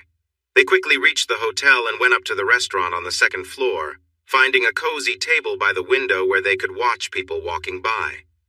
Dennis ordered 2 glasses of sparkling juice. Emma protested a bit, but he said they should celebrate because he had exciting news. Curious, she stayed quiet as the drinks arrived. "I had so many clients come up to me saying how much they loved your energy and kindness. You really made an impression. I'm thinking about featuring you in an advertisement," Dennis said seriously. Emma was shocked. This was a big deal. Advertising was usually very expensive, and Dennis was offering it to her for free. This could really help her career. He raised his glass, and she did the same. The drink was quite nice, even though she didn't have much experience with it. Her family had never been big on drinking. "This could really take your career to the next level," he added, agreeing with her thoughts. They toasted again, and then she ordered dinner. Dennis felt the same way. Dennis asked her many questions about growing up on a farm and living in a small town. She found another glass of wine and made more toasts. They talked until the place closed, and by then she felt lightheaded from the 3 glasses of wine he had gotten for her. They shared a taxi back to her home. "I'm really proud of you and grateful for your help today," he said as the cab stopped at her front door. "Thank you for believing in me. I really appreciate it and can't wait for classes tomorrow," she replied. "I'll see you there," he said with a big smile and leaned in to hug her. She sighed a little, feeling his arms around her, and he gave her a quick kiss on the cheek before opening the door. She stepped out, slightly unsteady, her gym bag over her shoulder as she glanced back. He pointed to the door, showing he was waiting for her to get inside safely. She struggled with her keys and suddenly felt someone behind her. She turned and saw a tall, dark man waiting for her to open the door. "Hey, back off!" Dennis said, quickly stepping out of the cab. The man turned to Dennis, meeting his gaze. "I live here." Emma's memory clicked. "Raphael, I'm sorry, my mind isn't all there right now." She looked at Dennis, who had paused on the sidewalk. "It's okay, Dennis. Raphael is my neighbor. I'll see you tomorrow." Dennis got back in the cab, giving Raphael one last look before leaving. "Do you have your keys?" Raphael asked Emma. "Yes, but I guess I'm a little tipsy. I couldn't find them," she replied. Raphael used his key to let them inside. She needed his help to get up the stairs, too. "You seem more than tipsy," he said as he helped her to her door. Emma looked up at Raphael, noticing again his charming features. Sam was a lucky girl. Mouth. Something about her mouth. Wait, did Dennis kiss her? Sam heard Raphael's voice and opened her door. Upon seeing Emma leaning against the wall, she hurried over with a worried look. "I don't drink, but we were celebrating tonight," Emma explained with a smile. "You and Gary?" Sam asked, looking past them. "I don't think so, unless Gary is a tough guy," Raphael said to Sam. Emma was shocked. "Dennis isn't like that." Raphael looked into her slightly glazed eyes. "You told him you don't drink, but he insisted." "To celebrate my good fortune," Emma replied softly. He looked at Sam. "When I was waiting behind Emma, this guy called me names and told me to back off." Emma shook her head. "He was just being protective." She blinked. "He called you what?" Raphael sighed, feeling frustrated. He had little patience for people who had drunk too much these days. He recognized a rude person when he saw one. "I'm tired and hungry. Good night." He walked past and entered their apartment, glancing back at Sam one last time. The pretty blonde took Emma's hand. "Where's Gary?" "He's having dinner with Selena Moreno. I was supposed to go with him, but I got a work chance." Sam stared at Emma. She chose work over dinner with a famous singer? "What chance?" "I got to lead the biggest classes during the best times. More money, and it went so well that Dennis is thinking about promoting me. This is big for my job," Emma said with a smile, which faded quickly. "But Dennis didn't tell me about Yvonne," she said, sounding upset. "Who's Yvonne?" Emma looked at her. "She's the one whose classes I covered. Dennis mentioned something about Yvonne being in an accident." She frowned. "I must sound terrible calling this a chance. It's sad for her, but someone needs to lead the classes. It seems like it will help your career." "Good for you," Sam said, watching Emma's smile return, but it wavered. Time to change the subject. "How does Gary know Selena Moreno?" Sam asked carefully. Emma nodded, grinning. "Did you hear her new song on the radio?" "My Soul, Your Sanctuary. Yes, it's such a great version," Sam exclaimed. Emma's smile grew bigger. That was Gary playing guitar. Sam's mouth dropped open. "Oh my gosh, he's really talented. I thought he was going to be an accountant." Emma nodded. "He is. Music helps him relax.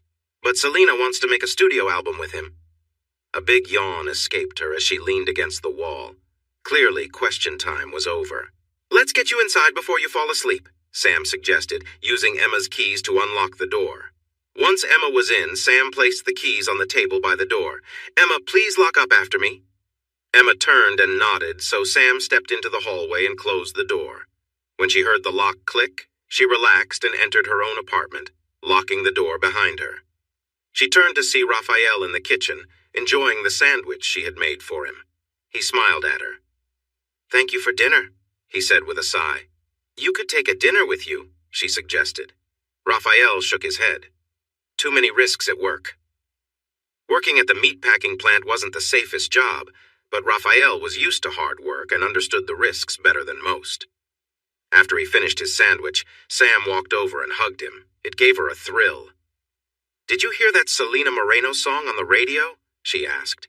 "Is that the one with the mystery guitarist? I heard the others talking about it at work," he replied. "It's Gary." Raphael pulled back a little to meet her gaze.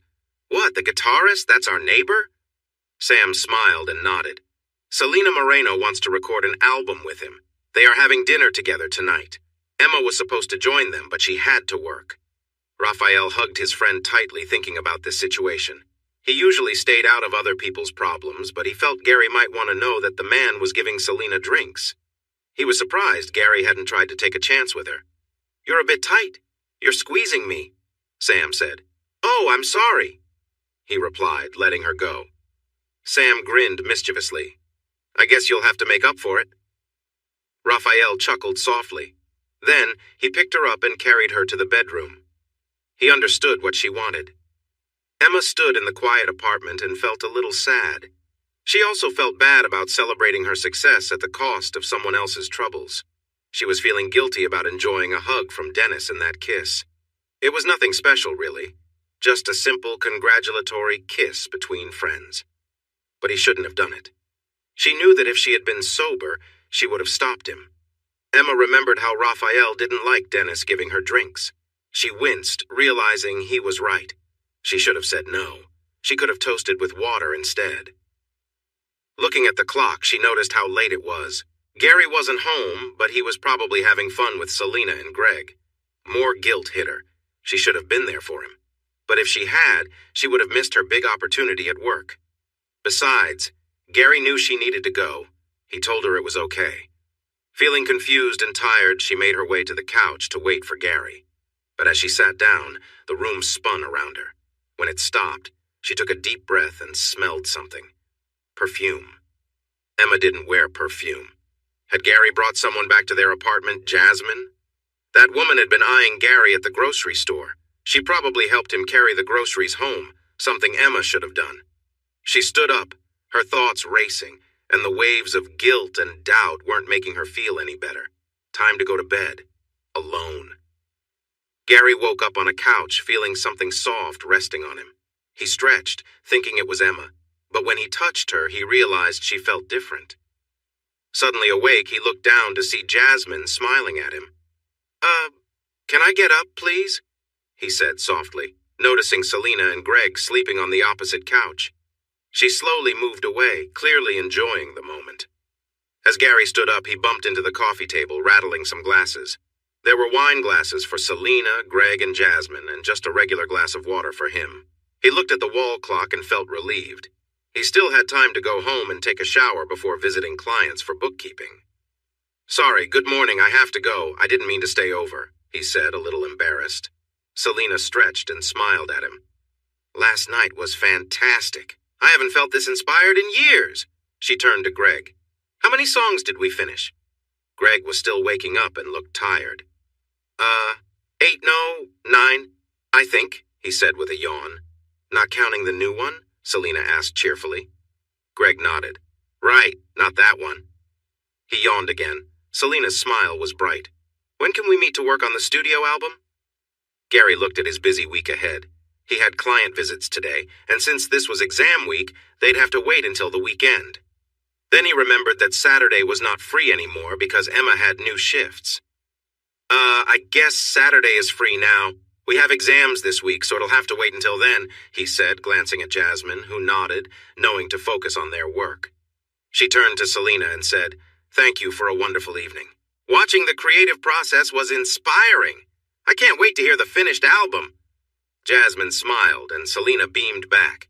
Gary and Jasmine put on their jackets, said their goodbyes, and stepped out into the early morning light. As they walked, Gary noticed the pleased smile on Jasmine's face and wondered what was going on. "I'm sorry about sleeping on the couch," he said. "I'm not. I had a great night, especially how I woke up," she replied with a smile. "Jasmine, I'm with Emma," he said firmly, and she just nodded playfully. They said goodbye at the subway, and Gary went home. When he entered the apartment, he saw Emma sitting at the kitchen table with an empty laundry bag by her feet. He hung up his jacket and approached her. "Good morning. Sorry about last night. Selena was so excited about making music that we lost track of time and fell asleep at her place." He felt a bit guilty for spending the night on the couch. Emma stood up and looked a little tired. "Hey, are you okay?" As he got closer, Emma pulled back, noticing the scent of Jasmine's perfume on him. Her expression changed. "Why do you smell like perfume? Why does our couch?" Gary stepped back, surprised by her tone. "Jasmine helped me carry groceries home yesterday since I had too much. We had lunch and talked for a while. I invited her to join me at Selena's because I didn't want to go alone. I'm sorry about the perfume. You know I don't like the smell either." "Why didn't you come home last night?" Emma still looked upset. Gary shook his head. Hadn't he just told her? He looked closely at Emma. "We played music until after 2 in the morning and everyone fell asleep in the living room. Most of them were drinking wine." He noticed Emma wince and wondered why. He was about to ask when her phone rang on the kitchen table. They looked down to see Dennis appearing on the screen. Emma picked it up, her face red with embarrassment, and answered, "Good morning, Dennis." She listened for a moment, then glanced at Gary. "Yes, I can be there. Thank you so much. See you then." She hung up and turned to Gary. "What was that?" he asked. "I did really well in my new classes. It was such a success that Dennis is going to do an ad campaign featuring me." "That's amazing. I'm so proud of you," he said, but felt a bit jealous that another man was involved. He pushed that feeling aside. He leaned in to kiss her, but Emma put a hand on his chest and the other over her nose. "Oh, right. Sorry about the perfume. I'll go take a shower." She smiled at him. "Would you like to join me?" "I can't. I need to do laundry before heading out to meet Dennis at the photo studio," she replied awkwardly. He nodded as she headed for the door. When the door closed, Gary sighed and walked to the bathroom. He really wanted to change out of these clothes. They reminded him of Jasmine and how nice it felt to relax together. Gary felt his face heat up. Maybe the shower would help clear his mind. Dennis stood in the photographer's outer office as the man set up the studio. He had used his friend Dino's services before, but the billboard near the gym and signs in busy spots would cost a good amount. Everything needed to go well. The main focus of this ad was Emma. She represented the youth and health his gym wanted to promote. The challenge was that he also needed her charm, and she was quite reserved. Emma was beautiful, and her smile was captivating. Everyone at the gym said they felt welcome by her friendly nature. The workout clothes she wore were fitted but not too revealing. Dennis picked up the outfits for their shoot, which would add some energy to the photos. His job was to help Emma feel comfortable. Since he was already wearing his, she should too. "Okay, all set. All we need now is the girl," Dino said with a smile at his friend. Dennis nodded. "The pictures should show youth and happiness. We want them to look lively, but we'll avoid any suggestive themes to keep Emma comfortable. She can be a bit strict at times." "Yeah, I understand. We'll keep it classy and healthy," Dino said, glancing at the front door. "Where is she? I have a swimwear shoot to do after this one. Time is money." Dennis raised his hands to calm Dino just as the front door opened. Emma hurried in, slightly out of breath from running. "Okay, I'll be in the studio. The changing rooms are in the hall to the back. Let's go." Dennis smiled at Emma, and she smiled back. She noticed his new fitness outfit. "That's a new look for you," she said, trying to hide her surprise. "It's for the shoot," he replied, glancing down at himself. "I have an outfit for you, too." Emma's eyes widened. "What? Is there something wrong with what I'm wearing?" she asked with uncertainty. "Not at all! It's for the campaign! We are promoting youth, health, and energy. We might be changing the colors soon. This is all part of the plan. It looks good, right?" Dennis said with a cheerful grin. Emma couldn't help but smile back at him. He looked excited. "Fine," she said with a sigh. Dennis handed her the bag with her new outfit. "I'll meet you in the studio. Don't take too long. We only have Dino for an hour." As they went toward the back, Dennis pointed to the changing room and continued on his way. He felt her watching him as he walked. Emma stood in the changing room looking at the outfit with doubt. The top seemed very revealing, and the bottoms looked too small. She frowned but changed into the fitness wear. Looking at herself in the mirror, she realized she looked good, but she felt uncomfortable showing that much skin. Pushing her worries aside, she walked down the hall into the studio. It was bright and professional, which made her feel a bit better, though it was also chilly. She wrapped her arms around herself to keep warm. Dennis stood on the set, smiling and waving her over, and she walked to stand beside him. With her fists on her hips, she looked at Dennis confidently. The camera flashed, surprising her. She blinked. "Hold on, I'm not ready, and I can't wear this. It's too revealing, and I don't feel comfortable. I want my own outfit." Before Dennis could say anything, she turned and walked away. She needed to stand up for herself, and that's what she was going to do. Dennis watched her walk away, admiring how great she looked in her new outfit.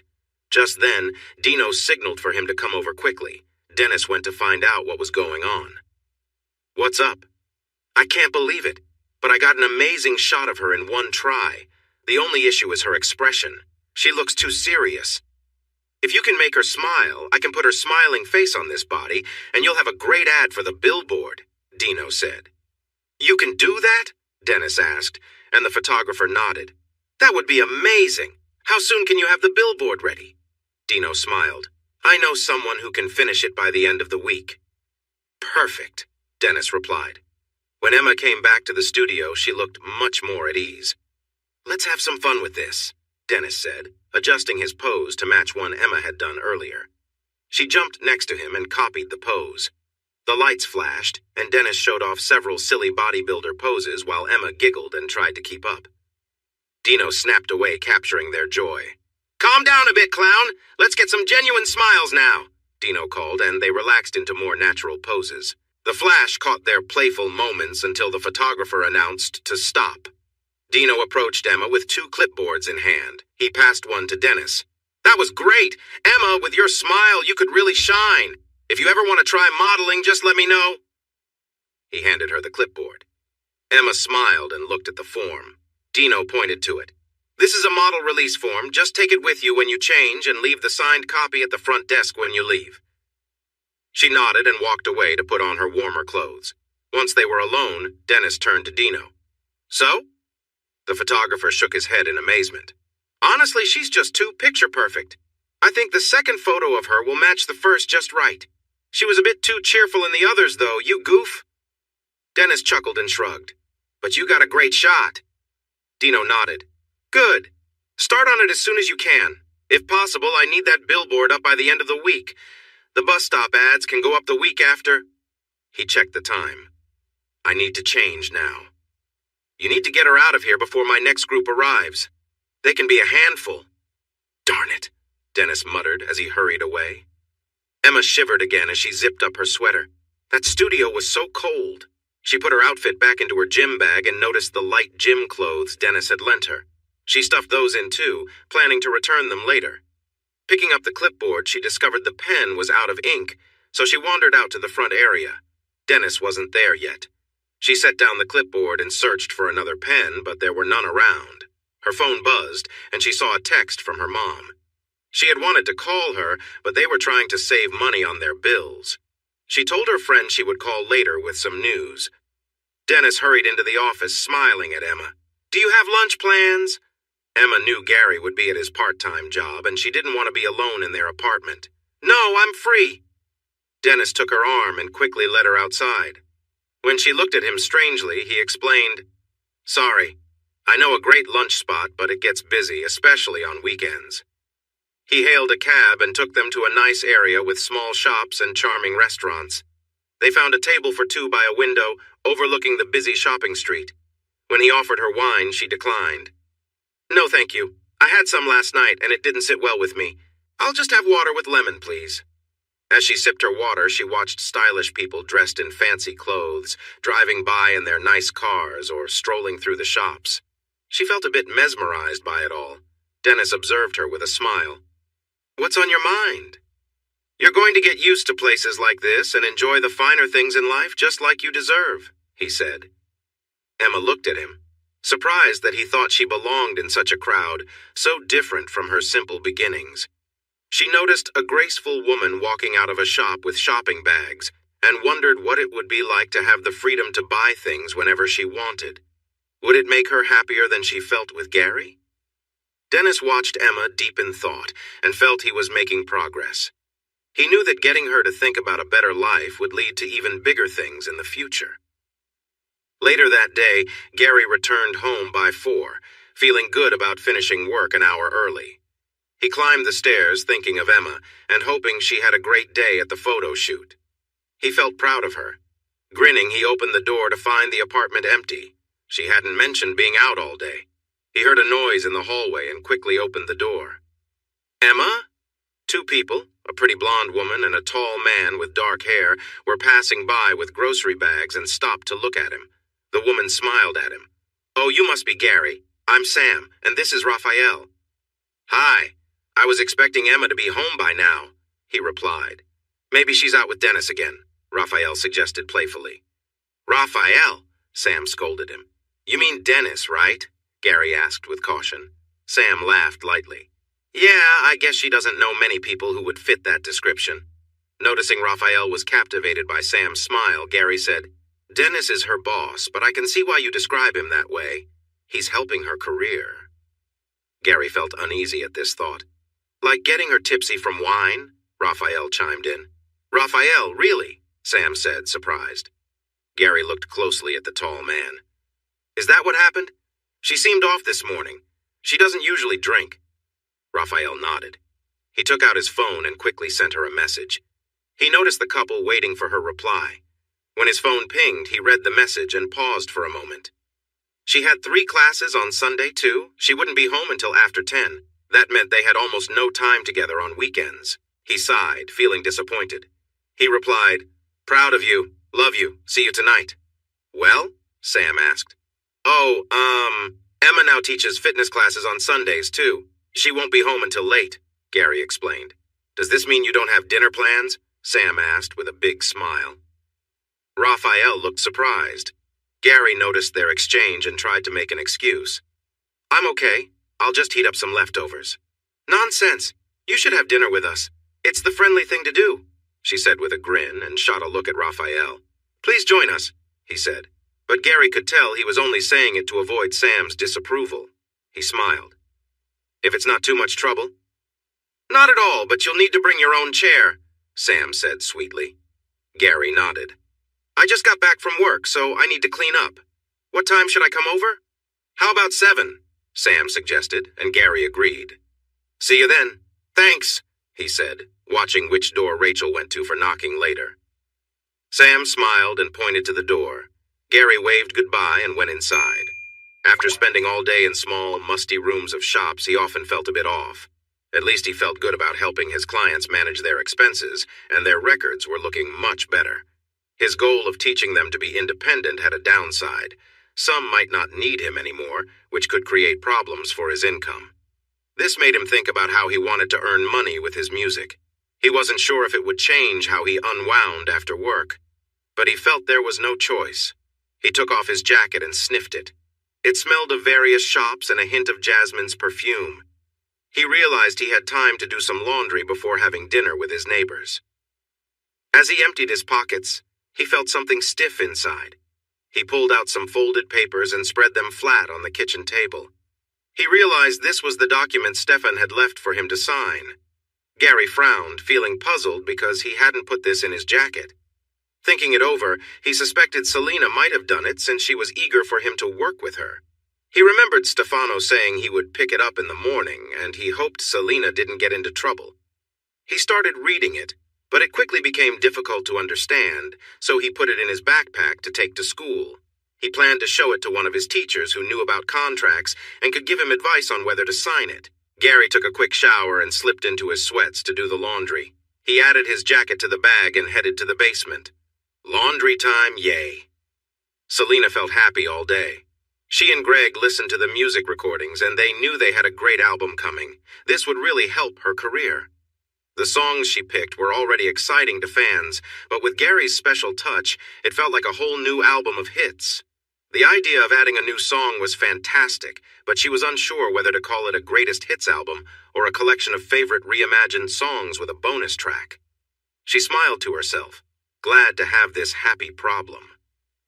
She wondered where Greg had gone. When she called for him, he didn't answer. She looked around the house and finally saw him through the glass in the small studio they had built in the basement. It wasn't big enough for the recording they would do with Gary, but it worked for her singing practice. She noticed Greg was talking on his phone. No, he seemed to be raising his voice. His face was all red, too. She frowned, not wanting to lose her happy mood, but worried for Greg. Being that angry wasn't good for him. She tried the door, but it was locked. What was going on? She knocked and then went back to the window. Greg was talking and noticed her, waving. He hung up and left the studio to join her in the hall. "Hey, you look really stressed. Are you okay? Who were you talking to?" she asked, concerned. Greg sighed and tried to shrug it off, but she wouldn't let him. He had to answer. "That was just Stefano. You know how he can be?" "What was he upset about this time?" she asked, crossing her arms. Greg rolled his eyes, but she stood firm. "Stefano was supposed to pick up the document this morning, and I've been searching for it for hours. We think Gary might have taken it." Selena looked at Greg, confused. "He's supposed to sign it. He wanted to read it first, so why shouldn't he have it until then?" "So he did take it?" Greg said, giving her a serious look. "No, I put it in his coat pocket so he wouldn't forget to take it and sign it. Why are you looking at me like that? I ask again. What's the problem with him having the paper to read and sign?" Greg pinched his eyes shut as if she had messed up. Selena felt her anger rise. She wasn't going to let Greg or Stefano talk down to her unless they explained what the issue was.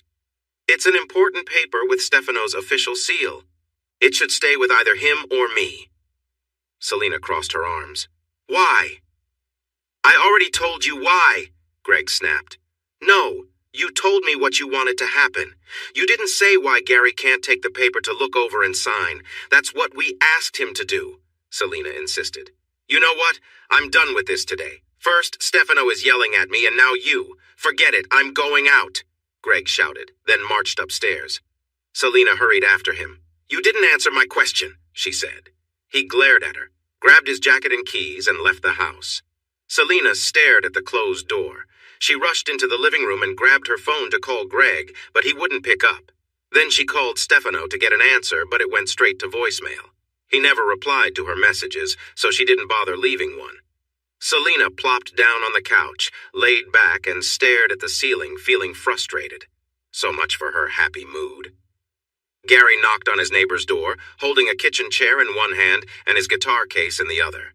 Raphael opened the door, and his eyes widened in surprise. "You brought your guitar?" Gary felt his face get warm. "I was told not to come empty-handed, so I thought I'd bring some music." Sam appeared next to Raphael and exclaimed, "Yes!" She clapped her hands, surprising both men. She laughed at their surprised faces. "Come in, Gary. Sorry if I startled you." She pushed Raphael aside and smiled at Gary. He handed the chair to Raphael, who took it to the kitchen while Sam guided Gary into the living room. "Who told you to bring your guitar?" she asked. Gary shook his head gently. "This is my first time being invited to a neighbor's home for dinner. Emma usually helps me with these things, but she's busy, so I texted my mom. She said I should bring something like a drink or flowers. Since we don't drink or have desserts, music is what I have to offer." Sam's smile was bright, but Raphael looked a bit worried. "We're not expecting you to perform." Gary chuckled. "Good, because I can't sing well." He patted the guitar case with a grin. "Have guitar, we'll travel." Raphael's face showed a quick flash of pain and anger before he hid it away. "Please excuse me for a moment," the tall man said, then walked into the next room. Gary watched him with concern and turned to Sam. "I'm sorry if I said something wrong," Gary said sincerely. Sam shook her head. "No, Raphael will be fine. He just needs a moment." She motioned for him to sit on the couch, and they both did. "You have a lovely home," Gary said, and Sam smiled. "Emma tells us you're studying to be an accountant," Sam said to keep the conversation flowing. Raphael returned in a different shirt and joined them. "How does playing guitar with famous singers connect to accounting?" Gary laughed shyly, easing Sam's sudden look of concern. "They seem really different, don't they? I'm good with math and enjoy accounting, but music helps me relax. I had lessons at first, but we couldn't keep paying for them, so I learned on my own." "Emma said you played with Selena Moreno on her new song," Sam said, and Gary nodded. "You're that talented and self-taught?" Gary smiled. "You could say I learned by watching videos at the library. I had great teachers in my life and a strong passion for music. It really helps me unwind." "And now you're going to make money with it," Raphael said. Gary met his gaze. "It's really expensive to live here compared to the small town I grew up in. I can't afford to not try." Raphael nodded, understanding the high costs of city life. "We came from a small city too, and we noticed the price increase. Emma and I are from a farming area, and the town seems to get smaller every year. I grew up on a farm, which was a lot of hard work, and my parents faced challenges they couldn't control. We had some tough times, and I saw the stress it put on my mom. I found out I was good at math and helped her keep track of our finances. I could never be a farmer, but accounting is a solid job. Once I settle down, I plan to send money back to my mom to help," he said firmly. Gary's words seemed to resonate with Raphael, who smiled and nodded in approval. The oven timer beeped, and Sam quickly got up to check on dinner. "It's just a simple spaghetti with meat sauce." "Oh, I should have asked if you're vegan," she exclaimed. "Not vegan," Gary replied with a smile. Sam sighed in relief. "Great. Take a seat. It's ready." Raphael and Gary sat at the table while Sam served them plates of spaghetti with meat sauce. Gary smiled as he enjoyed the lovely aroma. "Would you like some water?" Sam asked, and Gary nodded. "We don't have alcohol," Raphael added. Once Sam sat down, they all began the delicious meal together. Their chat focused on living in the building, the classes they were taking, and the part-time jobs that Gary and Raphael held. Eventually, they finished eating and leaned back from the table. "That was fantastic. Thank you for the food. Can I help clean up?" Gary asked. Sam beamed and curtsied. "You are very welcome. Raphael is in charge of the cleanup, so why not relax in the living room? Would you like more water?" "Yes, please," Gary replied, handing her his glass. When she returned it full, he took it to the living room and set it down on a coaster beside the couch.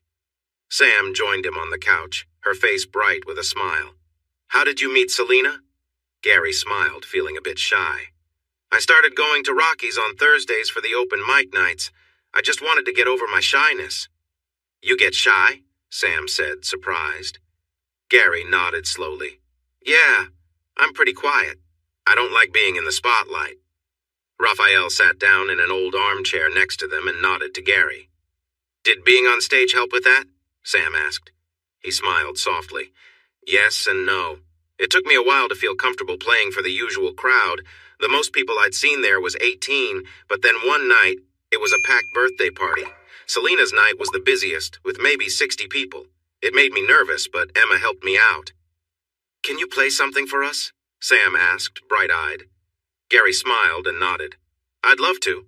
He took his guitar from the case and made sure it was in tune. What would you like to hear? He asked when he was ready. What do you know well? Sam asked with a big smile. I've been practicing flamenco pieces because they are challenging. Right now I'm focusing on Asturias by Isaac Albeniz. He noticed Raphael seemed a little tense. It looked like flamenco might not be his favorite style. Or I could play something more modern. He grinned. I know. I played this one at school and everyone seemed to enjoy it. I used an electric guitar then. He began to play Sultans of Swing by Dire Straits, and Sam clapped with joy. Even Raphael began to relax and smile. After finishing, Gary tilted his head. Yeah, that one sounds better on the electric guitar. He looked at Sam, curious. Any requests? A few songs later, Raphael made a suggestion. Gary, would you play Asturias for Sam?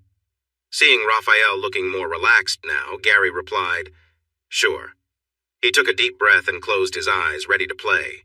He needed to completely engage with this piece because it was quite detailed, but each time he played it, it became a bit easier. Sam held her breath as the music started and slowly let it out, allowing the melodies to take her away to far-off places. She looked at Raphael, who also had his eyes closed, but he seemed more relaxed now. She smiled and let her worries drift away. When the music finished, Sam let out a soft sigh.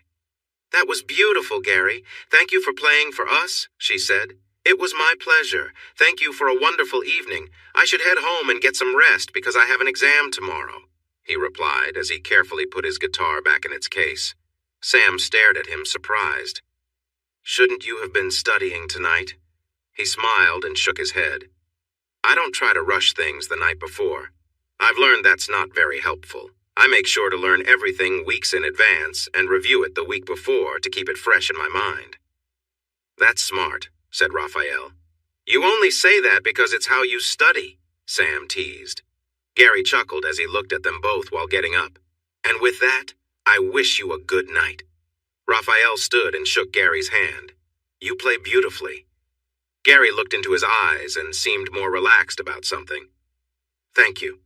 Don't forget your chair, Raphael reminded him, changing back to his serious self. Gary moved the chair and guitar case out the door and into his own space. He realized it wasn't time for Emma to return yet, so he put the chair and guitar case away and prepared for bed.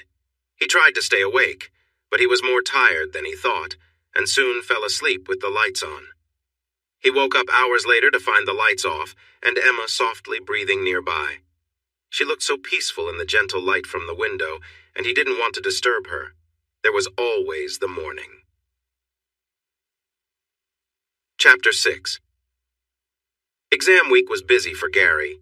While he felt confident about the test material, he was also busy helping his study group who relied heavily on him. He came in early to meet them for preparation and reviewed the exam with them afterward. What was troubling Gary was that he couldn't find time to be with Emma. Besides sharing their bed at night, they hadn't really been together since the week before. On Monday morning he made her breakfast, but when he found her still in bed after his shower, she sleepily said she was going in later due to her new class schedule and needed rest. So he let her sleep. Every day when he got home she was at work and would come home late. If he managed to stay awake, they were both too tired to talk for long. This routine went on all week, and he really wanted some time with Emma. He even thought about sneaking into her class. On Tuesday, Selena called him about the contract, but he had to tell her he couldn't answer until the end of the week because of his exams. She said she understood, but he could tell she was worried. When he asked if she was all right, she made excuses and asked him to let her know as soon as he could. On Thursday, he sat in the cafeteria with his study group, looking at their mood. Brock was quieter than usual, probably worried about the exam since that topic had been tough for him in their study sessions. He jumped a little when he noticed Lee staring at him with a serious look. He smiled because she was so cute even when she was plotting something. "What's on your mind?" he asked. I was thinking about how I might lock you in a closet so you miss the exam and I get the best scores in class, she replied, still serious. Ooh, I'd help if you locked me in there too, Jasmine said playfully. No more study group for you two, Gary said with a sigh. Lee jumped up. No, you can't leave me out. Shh. Lee frowned at the group at the next table, but then sat quietly. Gary looked at the disapproving group. We're in the cafeteria, not a library. Go shush somewhere else. Then he turned to Jasmine. You need to calm down. Pooh, she said with a pout. It's time, everyone, Brock said softly. Gary nodded, packed up his things, and headed to the exam room with his group. It was time to shine. Emma came in for her shift, feeling a bit tired. She suspected Dennis had added extra sessions to Yvonne's schedule since she didn't remember the woman coming in every day anymore. Besides feeling worn out from all the classes, Emma really wanted to spend time with Gary. She still hadn't heard how his dinner with Selena went, unless he shared, which she couldn't recall because she had been too tired. The afternoon and evening classes had been going well, but she couldn't keep this up for long. Dennis had been supportive and shared light dinners with her every night. They were getting to know each other well, but she missed those long talks with Gary. She leaned back against the locker for a moment to relax before changing. She heard the door open and turned to see 3 of her co-workers come in to change as well. Carrie, Frances, and Sella were all attractive and had been there longer than she had, but none of them taught classes. She noticed they were giving her strange looks. Where did that come from? What's wrong? She asked. Carrie, the most outspoken, decided to answer first. Did you have anything to do with Yvonne missing classes? Emma jumped up in surprise. No, of course not. I would never hurt anyone, she exclaimed, her voice filled with panic. Etu was told she just had a broken leg. Dennis didn't say anything about her being seriously hurt. Frances shook her head. Someone ran over her with a car and really hurt her, she said. Oh my goodness, Emma cried in disbelief. I need to see her. Which hospital is she in? Sala no longer looked angry. Bellevue, she replied. Please tell Dennis I had to leave. He'll have to find someone else for the sessions today, Emma said as she grabbed her jacket and gym bag from her locker and hurried out. It took some time to reach the hospital and find her room, but soon Emma stood at the foot of the bed, stunned to see the cast on Yvonne's leg and the bruises on her face. Oh my goodness, Yvonne. I'm so sorry I didn't come sooner. This week has been so chaotic, she said softly as Yvonne finally looked at her. Yvonne was a beautiful black woman with striking black hair now tied back. Despite the cuts and bruises on her face, she still had a noble presence, but the accident had clearly affected her spirit. In her 30s, she had always been full of life thanks to her dedication to fitness, but now she seemed more weary. I see. You've taken my place, I hear, Yvonne said quietly, yet there was a sharpness in her tone. Dennis asked me to fill in for you until you recover. I had no idea how serious your injuries were. He mentioned just a broken leg, Emma explained. Yvonne let out a frustrated sound and looked away. Her voice turned bitter. I won't be able to do what I love again. I had a 3-year contract with Dennis as his top trainer. I knew he liked you, but I didn't expect him to go this far. Emma gasped in surprise. It was Dennis. If you can prove that, you should go to the police. Leave! I can't bear to see you, Yvonne shouted. Emma started to cry. I would never be part of something so terrible. Yvonne glanced back, seeing Emma's tears, and something softened in her expression. The anger faded, replaced by sadness. Please go. You may not have planned anything with him, but you're part of this at least. Feeling shaken, Emma wasn't sure what to do. She stood in the hallway until she could regain her composure. Then, her feet led her onto the subway, and soon she arrived at the station for Gary's college. Since he was busy studying this week, he would be in the cafeteria with his friends. She walked across the campus to the windows looking inside, and spotted Gary sitting at one of the tables with a small Chinese woman across from him. She walked into the cafeteria and noticed Jasmine sitting too close to Gary. The woman leaned in towards him. Emma felt her heart sink as she saw Gary turn to Jasmine, smiling. Those smiles should have been for her. Feeling hurt, she turned and hurried out of the cafeteria. Outside, she stood on the path to the main road and subway stop, trying to catch her breath. Her mind raced and she felt lost.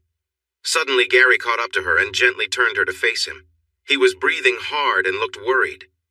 "Emma, what's wrong?" he asked. His eyes were full of care, and she felt a rush of emotions and hugged him tightly. "I've missed you so much," she cried. "We keep drifting apart and it scares me. Emma, I feel it too. I've missed you. I tried to find time, but school kept me busy, and you were working all the time. I felt so alone without you." They were lost in their feelings when, suddenly, a car came speeding toward them. It swerved to avoid a person in the road and slid on the smooth pavement. Jasmine was pushed aside and let out a scream as she fell. The car hit the curb and sped away while Gary and Emma scrambled to help Jasmine. She was groaning and Gary leaned close. "Jasmine, where do you hurt?" he asked, looking worried. She looked up, wincing. "The car bumped me." Emma couldn't help but laugh in relief, which made Jasmine smile a little, even though she winced again. "I'll call for help," Gary said, chuckling softly. Later, sitting at the police station with a detective, Gary held Emma's hand tightly. The detective was typing their statement when another officer handed him a piece of paper. The officer looked tired and concerned. "The security camera only caught part of the license plate. It showed the car parked there for an hour before it came toward you. It seems like this was on purpose. You were lucky to get out of the way. Your friend is okay, just a bit bruised." Gary and Emma nodded and smiled at each other. Emma suddenly remembered something. She turned to the detective. "I just spoke to Yvonne, a co-worker from the fitness club. She said someone tried to run her over just a week ago." Gary frowned. "That seems too close to be just a coincidence." The detective wrote something in the file. "The car was there for at least an hour before the incident. Do you often come to the campus? Did you tell anyone you were coming today?" Emma shook her head. "I've only come a couple of times before, and I didn't tell anyone this time." "Then maybe you weren't the target after all," Delgado said, glancing at Gary.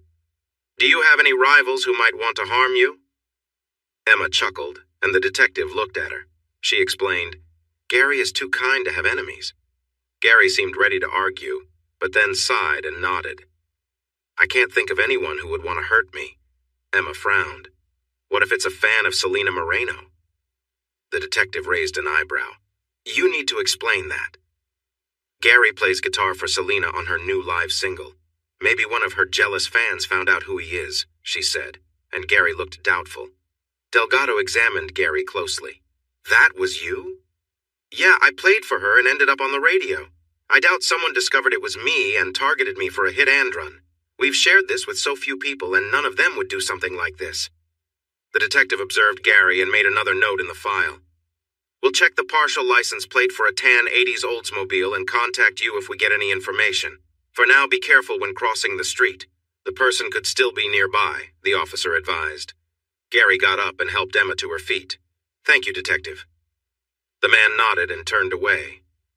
Gary grabbed his backpack while Emma picked up her gym bag and they left the police station. As they walked home, Gary hugged Emma, who seemed deep in thought. She smiled at him and he felt warmth in his heart. "What about Yvonne Sessions?" he asked. "Whatever you decide is fine with me. We'll find time for us." She leaned over and gave him a sweet kiss, and he smiled when she pulled back. Emma sighed. "We need the money, so I'm going to keep doing the classes unless Dennis took them away from me for not showing up today. I hope he didn't, as it's great for my career in personal fitness. But I need to tell him he has me doing too many classes. Yvonne didn't have this many. I think he's piled on more work."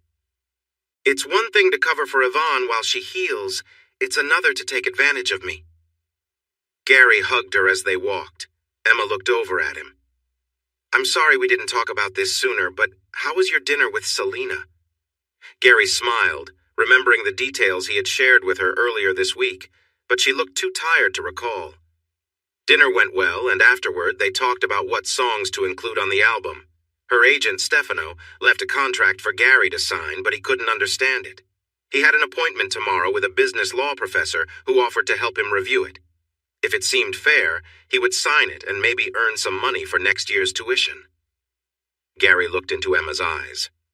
"If the contract isn't fair or if the professor sees anything wrong, I won't go through with it." She smiled and nodded in agreement. "Oh, I forgot to mention this earlier, but I had dinner with Sam and Raphael last Sunday night. They're a really nice couple, even if Raphael can be a bit intimidating at first," Gary said. Emma laughed. "Oh, come on. on. Raphael is really sweet." Gary just shook his head with a smile. Everyone seemed sweet around Emma. She had a way of warming people's hearts. When they got to their apartment, Gary's phone vibrated with a text. Emma opened the door while Gary read the message. "It's from Jasmine. She's on her way home from the hospital. She didn't break anything, but she got some bad bruises," Gary said. "Let's send her a thank you picture," Emma suggested. He smiled. "That's a great idea." He set his backpack down by the door, opened the camera on his phone, and held it up. Emma put down her gym bag, wrapped her arms around Gary, and pressed her cheek against his with a grin. Gary took the photo and looked at it. "Are you sure you want me to send this? It looks like our faces are pressed together a little too much." Emma smiled and nodded. "Yes, maybe it will encourage her to find her own partner." Gary looked at her, surprised by her playful tone. "Is that a bit possessive, I hear?" "What if it is?" Emma replied with a cute smile. Gary smiled back. "Then I get to say it too. Tell your strong boss to look elsewhere. You belong to me." She understood the hint about her contact picture for Dennis and nodded, laughing a bit as Gary inched closer and kissed her softly. As they held each other close, they fell into a rhythm of laughter and joy in their connection. After a while, they settled next to each other, enjoying the peace that followed. Gary looked at Emma, fully drawn in by her beauty. When she finally looked at him, she caught the deep warmth in his gaze. A bright smile appeared on her face, and he felt captivated again. "Stop it," she said with a playful pout. "You're making my cheeks hurt from smiling." He chuckled. "Sorry." His smile faded a bit as he grew serious. "I'm really sorry about how things got complicated. I've been worried about our money issues, but I didn't share that with you. I should have come to the club or skipped studying that morning to talk to you. I could have woken up early or met you at school to chat. We just need to work harder to share what's on our minds. I love you. That's what matters most." "I love you too," Gary replied. "Please be careful crossing the streets. I don't know who might be after us, but I can't stand the thought of you getting hurt." Emma turned to hug Gary tightly, looking into his eyes. "You be careful too." He gently held her face in his hands and kissed her softly. When the kiss ended, Emma nestled against Gary, feeling content. That's how sleep finally found them after a long week apart. Emma sat across from Gary at the breakfast table, both smiling as they thought back to the night before. Emma stretched like a cat, and Gary could almost imagine her purring. "I slept so well last night, I feel like my energy is back," she sighed. "Taking a rest day made all the difference." Gary raised an eyebrow. "Maybe our special moment is what helped you sleep so well and feel energized." Emma giggled at his playful smile. "Yes, Gary, that's definitely a better explanation." He grinned and stood up to start cleaning the breakfast dishes. Emma picked up the clothes they had left on their way to bed and put them in the laundry bag. Then she checked her gym bag to see if she wanted to change her outfits. She had 2 extras there. She pulled out a dark purple workout outfit and frowned. "I don't think I've seen you wear that," Gary said, standing by the sink. "No, you haven't. This was the outfit Dennis picked out for the photo shoot," she explained. Gary tensed up, making it clear he didn't like that Dennis had chosen revealing outfits for her. His gaze met hers, and she shook her head. "I tried it on, but I couldn't go through with the shoot in it when I got to the studio. It's too much for me. I changed into my own clothes and did the shoot with those," she said, keeping an eye on Gary. He nodded. "I wouldn't tell you what you can or can't wear, but I'm really glad you didn't use what Dennis chose. That was crossing a line." Emma didn't argue. He was already upset enough with Dennis. Instead, she stepped closer and gave him a warm hug. That seemed to help ease his worries. "I'm sorry," Gary said afterward. "I understand, Gary. I feel the same way when I see Jasmine getting close to you," she said gently. Gary sighed and nodded. "I tell her not to and remind her that I'm with you. I like her as a friend, but I don't feel that way about her." Emma's lips curled into a smile. "So you're not interested in her chest?" Gary snorted in surprise and laughed at the sweet look on Emma's face. "You're the one I think is perfect. All my feelings are for you." "That's good," Emma said happily. "I'll return these to Dennis today," she said, holding up the purple workout clothes. "Great," Gary replied, smiling. He gave her a quick kiss and then hurried off to take a shower. They had a day to begin. Gary's meeting with the business law professor was set for 10 to 10:30, so he could only spend an hour with his study group before he had to leave. Their last exam was at 11, so Gary promised to come back to the cafeteria to meet his group before heading to the exam room. Gary had heard good things about Mr. Nishimura and was excited to take his class in the next year. The professor was a small man full of energy. His classes were popular because he was as entertaining as he was skilled at teaching business law. One of Gary's accounting professors introduced them. The law professor kindly agreed to set aside some time to go over the contract. Gary showed his gratitude by being on time and thanking him when he arrived. Then the meeting took a strange turn. Haruki Nishimura was trying hard not to completely mess up Selena Moreno's song My Soul, Your Sanctuary on an electric guitar. He had some talent but lacked the skill to match his enthusiasm. "Wow, that's a lot of energy," Gary said during a break in his playing. The man's face dropped. "You don't think she'll like it?" Gary raised his hands. "It's your version of the song. There's no right or wrong. It's just not what she had in mind when she wrote it." The professor nodded as he considered that. Gary had no idea how the man learned he played the guitar on Selena's latest song or what he expected. Instead, he pushed those thoughts aside and tried to steer the meeting back on track.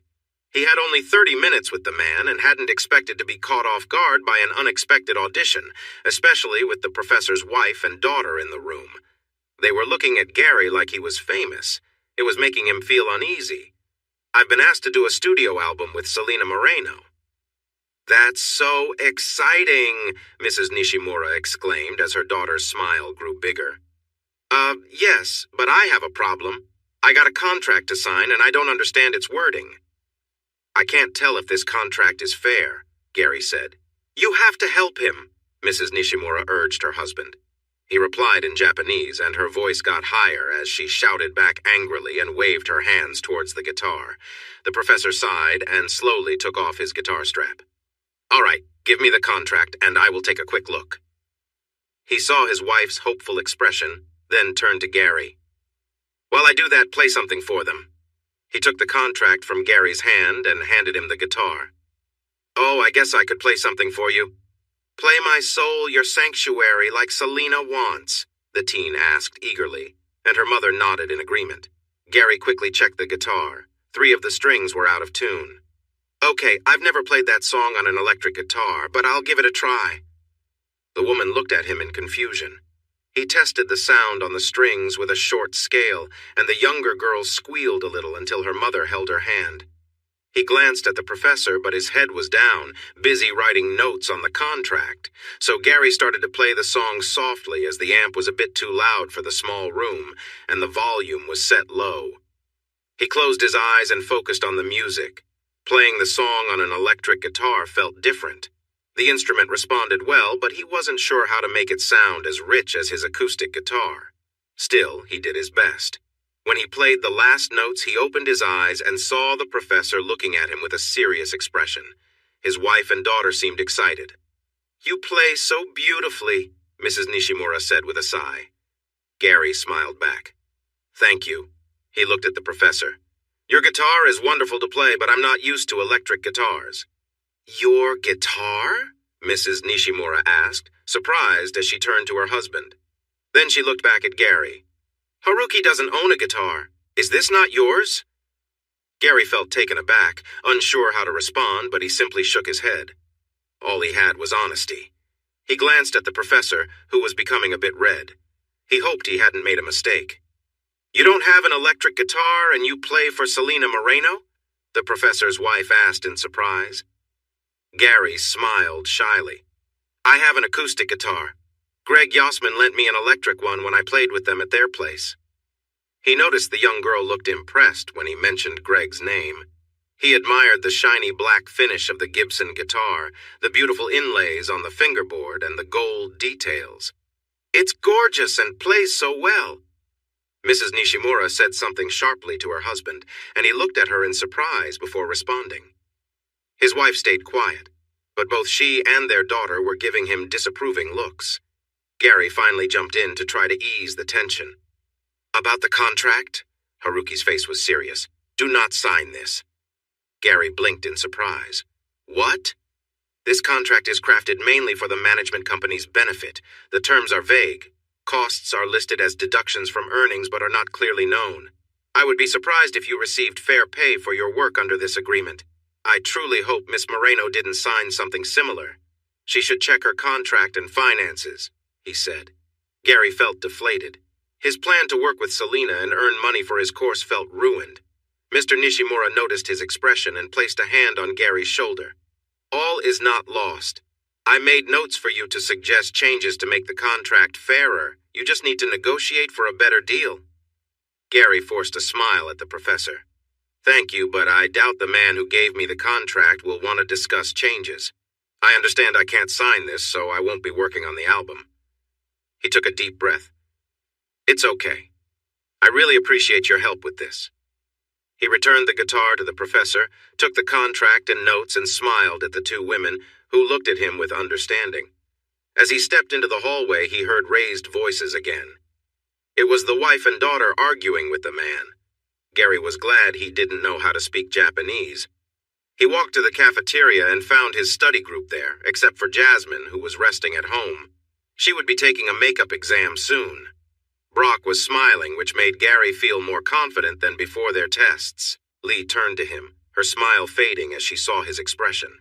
What happened? She asked. Gary shrugged. It's a bad contract. I was advised not to sign it. The guy who offered it to me is difficult, so discussing changes is unlikely. It's a no-go. Lee looked sympathetic. I'm so sorry, Gary. I know you wanted to do the album and earn some money from it. You should consider taking action for not getting your permission for the first song. That might earn you something, she suggested again. Yeah, he sighed. I'm just going to call Selina to share the bad news. Give me a moment. Gary stepped outside and called Selina on his cell. It rang twice before she answered, slightly out of breath. Gary? Hi, Selina. How did it go? She asked eagerly. Not too well. I'm sorry, but I can't sign this contract. I spoke with a business law professor here at the college, and he told me the terms are vague and could prevent me from getting fair compensation. The document was created with Stefano's company in focus. It mentioned deductions from payments, but it didn't explain how much. The professor advised that it would be wise for you to check your own contract to make sure it isn't the same. Consider getting a lawyer to look it over and have an auditor check your finances. Selina felt quiet, and Gary was unsure of what to say. After a moment, he sighed. I'm really sorry. I was looking forward to working on the album with you and Greg this weekend. Now I can't. Thanks, Gary. The call ended. Gary felt bad after hearing the disappointment in her voice. He hoped she wasn't upset with him, but he couldn't change it now. With another sigh, he went back to his group before they headed off to the exam. Selina screamed in frustration to let out some of the anger inside her. She had been so excited about the weekend. The album was going to boost her career, and playing with Gary sparked her creativity. Their last jam session had been so uplifting. Selina wasn't truly angry at Gary. He had always been honest with her, and there was a real connection between them as artists. A deep frustration hit her, knowing that they couldn't work together because of Stefano. He became the target of her anger. She heard the front door open, and Greg walked in with grocery bags. He placed them on the counter while keeping an eye on her. He had been on edge all week, and Selina had reached her limit. What's wrong? Greg asked quietly. I just spoke with Gary. We can't record the album this weekend. His law professor looked over Stefano's contract and warned him not to sign it. He said it's a bad deal that could stop him from being fairly paid.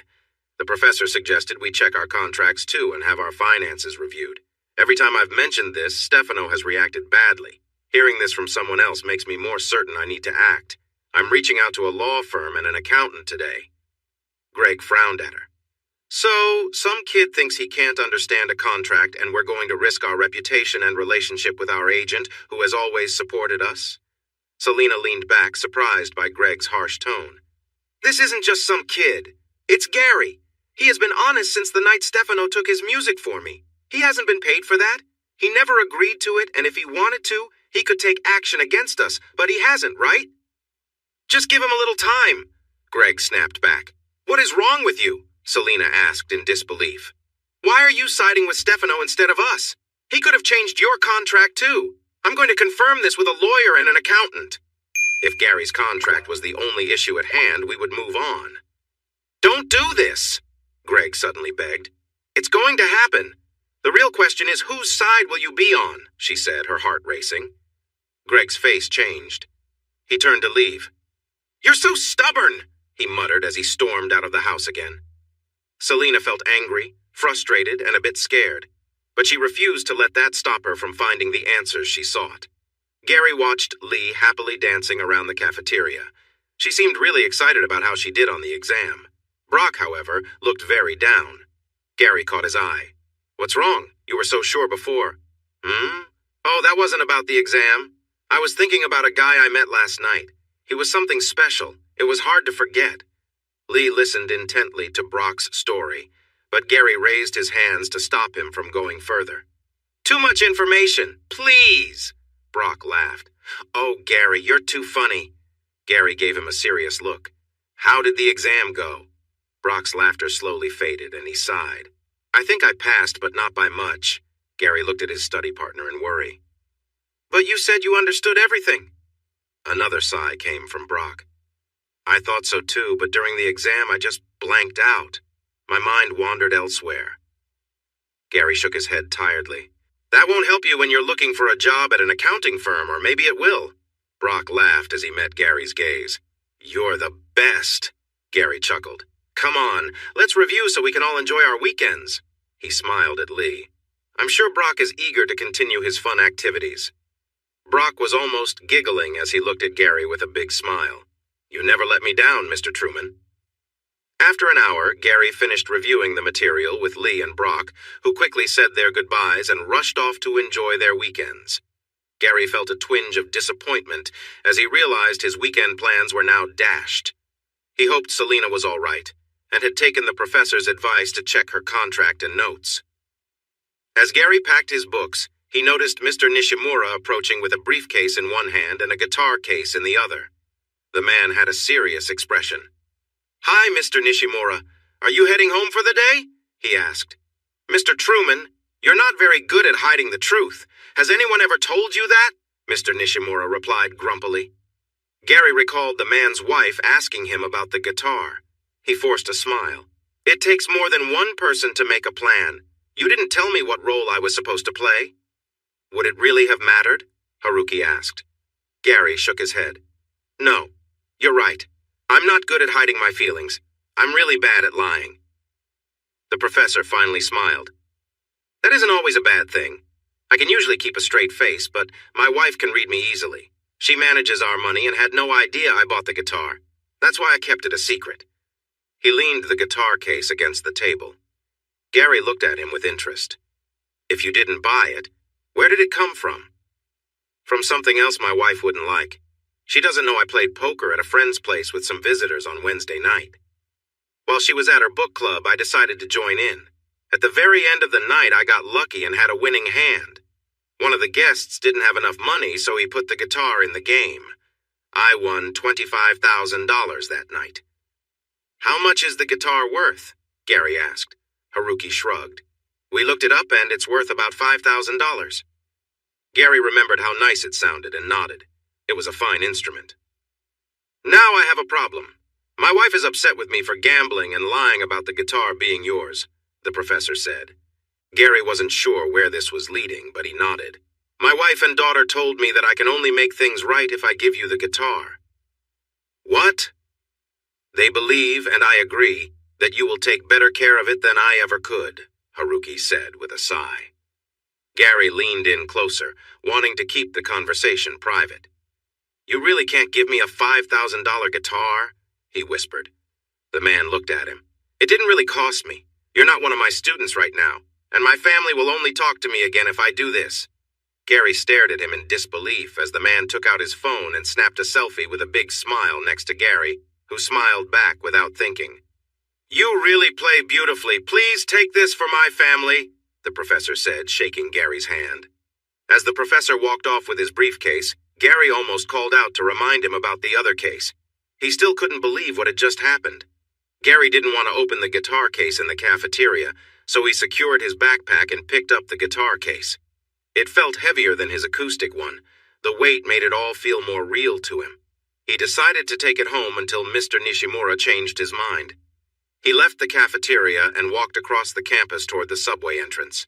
Remembering his promise to Emma, he paused to look for excited Moreno fans before crossing the lane where he had nearly been hit the night before.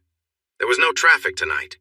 He made it to the subway without any problems, but saw the train leaving just as he got to the platform. He watched it go, but his thoughts were far away. Only a few other people were waiting, so he stood his guitar case on its end and rested his hands on top. He was really happy he and Emma had reconnected. They still needed to find time for each other, but Emma said she would talk to Dennis about sharing the shifts with more people. Having only 3 shifts every day wasn't fair if they wanted to enjoy life. His eyes caught the next train coming in, but it wasn't his, so he went back to thinking about Emma. He wished he could have made the album with Selena, because it could have earned him some money to help with school. This would have made things easier and allowed him to take Emma out to a nice dinner, a movie, or even dancing. As the train rushed in, someone grabbed Gary from behind and pushed him toward the edge of the platform. Gary felt unsteady with the heavy backpack and the guitar case between his legs. The extra weight helped keep him from being pushed off entirely. The guitar slipped back and tripped the person behind him. He quickly turned just as the train sped by without stopping, glancing back at the angry face of Greg Yossman. "Greg, what?" Gary started to say, but Greg suddenly shoved him down onto the platform. Gary hit the side of his head against the armrest of a bench, and lights danced in front of his eyes. "Ouch!" Gary exclaimed as he fell. "You've ruined everything!" Greg shouted as he stood over Gary. Disoriented from the impact, Gary could only stare at the upset man. "She's going to find out. She'll learn the truth about me." Greg continued to yell, though his voice dropped as tears filled his eyes. There was a deep sadness forming in his tone. Greg paced in front of Gary, glaring down at him. "She'll find out I let Stefano take from her for years. I even took a share because she was the talented one, and I was so jealous." He was breathing heavily, tears rolling down his face. "Now everything is ruined because you made her suspicious about Stefano and got her to check the accounts." Gary focused on Greg's face as the man shook his head wildly. I can't face her," he said, taking a harsh breath and looking away from Gary, who was still on the ground, holding onto his guitar case for support. "I can't carry this weight anymore." Greg looked at Gary with intensity. "Tell her I cared for her." "I'm sorry," Gary said. To his shock, Greg stepped back off the platform just as the next train rolled into the station. Someone shouted. The train screeched to a stop and Gary shut his eyes. He could still see the despair in Greg's face as he disappeared just before the train rushed past. Gary's head ached, but he slowly managed to sit up as people hurried across the platform. A man crouched next to him speaking, but Gary couldn't focus on the words. It was all too much to handle. "Sir, can you hear me?" the man asked. Gary looked at him and saw he was in uniform. "What?" "Can you understand me?" the policeman questioned. "Yes, my head hurts." The man nodded. "An ambulance is on its way. You should be okay." He pressed something soft against Gary's head, and Gary flinched, taking a quick breath. "Stay still. This will help. What's your name?" Gary. Truman. "Do you know the name of the person involved? Did you know him?" the officer asked. Gary's gaze met the officer's curious look. "Yes, Greg Yossman. I didn't know him well. I just played music with him once." The officer's eyebrows raised. "Yossman? The musician?" Gary felt overwhelmed by what had happened. He had to tell Selena. "Someone needs to inform Selena. She shouldn't find out from the news." "We will handle that, sir. Who can we contact for you?" the officer asked. Gary was startled, confused. "I'm not dying." The officer quickly clarified. "No, I mean to meet you at the hospital." "Oh, Emma Patricks." He gave the officer her information. "She might be teaching a class right now." His head throbbed and he winced again. The platform was bustling now, and some EMTs arrived to assist the officer. "What happened to you?" one of the medics asked. Gary blinked, noticing the heavy Brooklyn accent. He glanced at the bench nearby. "I was thrown against that." The paramedic noticed the blood on the armrest. Then he used a small flashlight, which made Gary wince. "My head hurts," Gary whispered. The EMT looked at his partner. "Let's get him on the stretcher. We should check for a head injury," he said, turning to the officer. "Do we have a name?" "Gary Truman," said the officer. "Hey, Gary, let's take off your backpack." The man unclipped the buckles and slipped the straps off Gary's shoulders. He grunted as he lifted it. "Wow, what do you have in here? Weights?" "My accounting books," Gary replied, and the medic chuckled as he handed it to the police officer. As they tried to lift Gary onto the stretcher, he held onto the handle of his guitar case. "Gary, you need to let go of the case." "No," Gary mumbled, his headache intensifying. "Officer Franklin will take care of it," the medic assured him. "He's following us to the hospital," the medic said. Gary looked at the officer and saw him nod. He relaxed his grip, and the EMT handed the bag to the officer. Once he was lying on the stretcher, Gary let out a sigh. "Stay awake, Gary," the EMT said. Gary wondered if that was the worst advice he could get. Hours later, Gary was sitting in a chair at a police station, facing Detective Delgado again. After getting stitches for his injury, Officer Franklin had brought Gary and Emma to the station and handed them over to the detective. The clock on the wall showed it was almost 2 a.m. Gary's face hurt, and his head was starting to throb again as the painkillers he got at the hospital wore off. His face was bruised and swollen, especially around his left eye. His backpack was at his feet, and the guitar case leaned against the desk.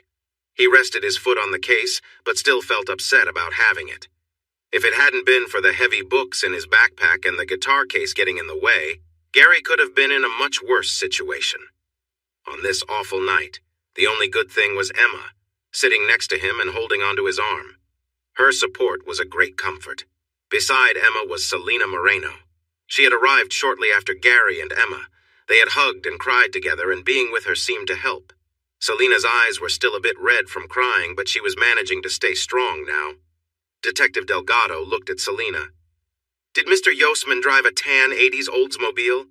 Selena shook her head. "No, Greg didn't have a car. Stefano drives a tan Cutlass, probably from the 80s. He felt scared of Gary." "Now we know why." The detective nodded and noted that information. Another officer came to the desk and spoke to the detective, handing him a printed form. "We found a lead on Mancini. He took a re-dive flight to Buenos Aires, Argentina last night. You might want to check with your bank in the morning to see if he had access to your accounts." Selena nodded slightly. After gathering a few more details, the detective thanked them for their help and said the hit and run case was officially closed. The subway incident with Gary was also being shut down. Selena, Emma, and Gary shared a glance and stood up. Gary felt a bit wobbly, so Emma steadied him. Selena looked sad, but Gary gave her a comforting hug before they headed out to the street. A car service limo pulled up for Selena, and she turned to Gary and Emma. "Let me give you a ride home." Gary wasn't going to say no, and Emma smiled gratefully at her. Once they were settled in the car, Emma told the driver their address, and Selena raised the privacy divider between them and the driver. Then she turned to look at the young couple. "I'm really sorry about everything. Gary said this was all my fault," he said quietly. "No, Gary, this was Stefano's fault. And Greg's. Greg was jealous of my talent, so he let Stefano take money from me for years and used it for himself. He would have come clean a long time ago if he truly cared about me." She shook her head sadly. "I know Greg left everything to me in his will, so maybe I can get some of that money back." "What about the money your manager took?" Emma asked. Selena's smile turned chill. "Stefano picked a bad place to run away to. I have family there who really look out for each other. He'll be met with some surprises when he arrives." She shrugged, and her smile faded. "I still have a lot of sadness to deal with, but I need some hope. Something good to look forward to." She looked Gary in the eye. "Once all of this is over and I find a good manager who is honest, can we work together to make that album?" Gary smiled back. "Yes, I would love to." "Thank you, Gary. I'm sorry you got caught up in all my troubles. To make it up to you for the song we did at Rockies, send me the details and I'll pay for the next year of your course. I'll also get you a good contract when we meet again." Emma was overjoyed, but Gary was shocked. "Thank you so much. That's such a relief. I want you to know I don't blame you for what Stefano or Greg did. You are a wonderful person and an incredibly talented artist. I can't wait to make music with you soon." Selena's eyes shone as she smiled at him. The limo pulled up in front of their place, and Gary and Emma hugged Selena before getting out. Emma helped them inside the building and into their apartment before Gary finally let go of the guitar case. "You've been holding on to that case like it's precious all night. I didn't know you brought it to college," Emma said as he stretched his fingers. "This isn't my guitar, well, it's not my usual one," Gary said, feeling flustered. She took a closer look. "I didn't even notice it was different. I guess I had other things to think about." He smiled. "Mr. Nishimura, the professor I talked to about the contract, gave me his guitar at the end of the day. His wife and daughter heard me play it, and they insisted he give it to me." He opened the case, and Emma gasped. "Oh, wow, it's beautiful. Is it an electric guitar?" Gary nodded.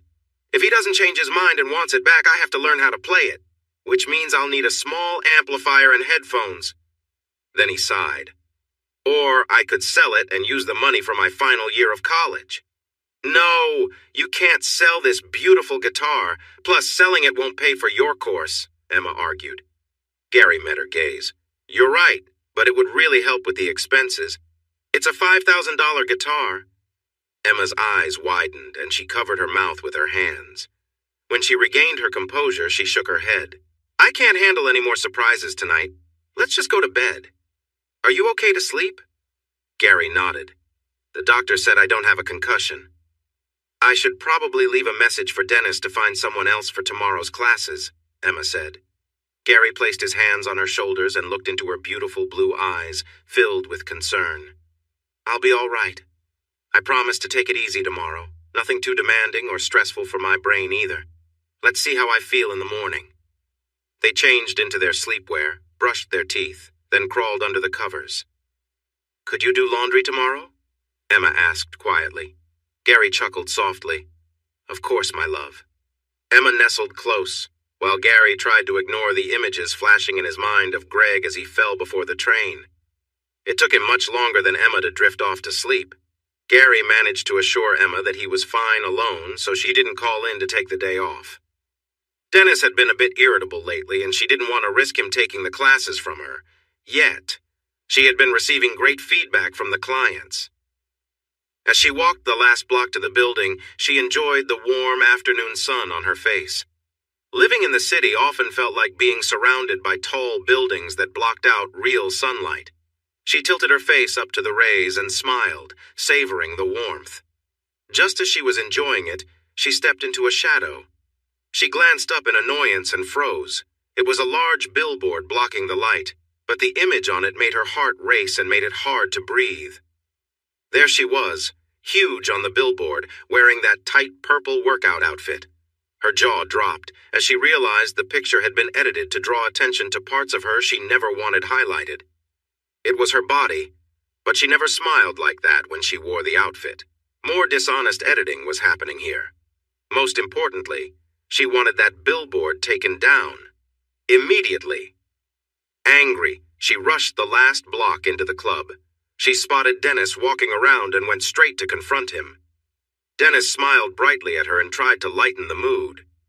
"Hey, did you see that amazing billboard? It's already bringing in customers. I look good too." Emma knew he was trying to calm her down, but he had crossed a line this time. It was time for him to start paying attention.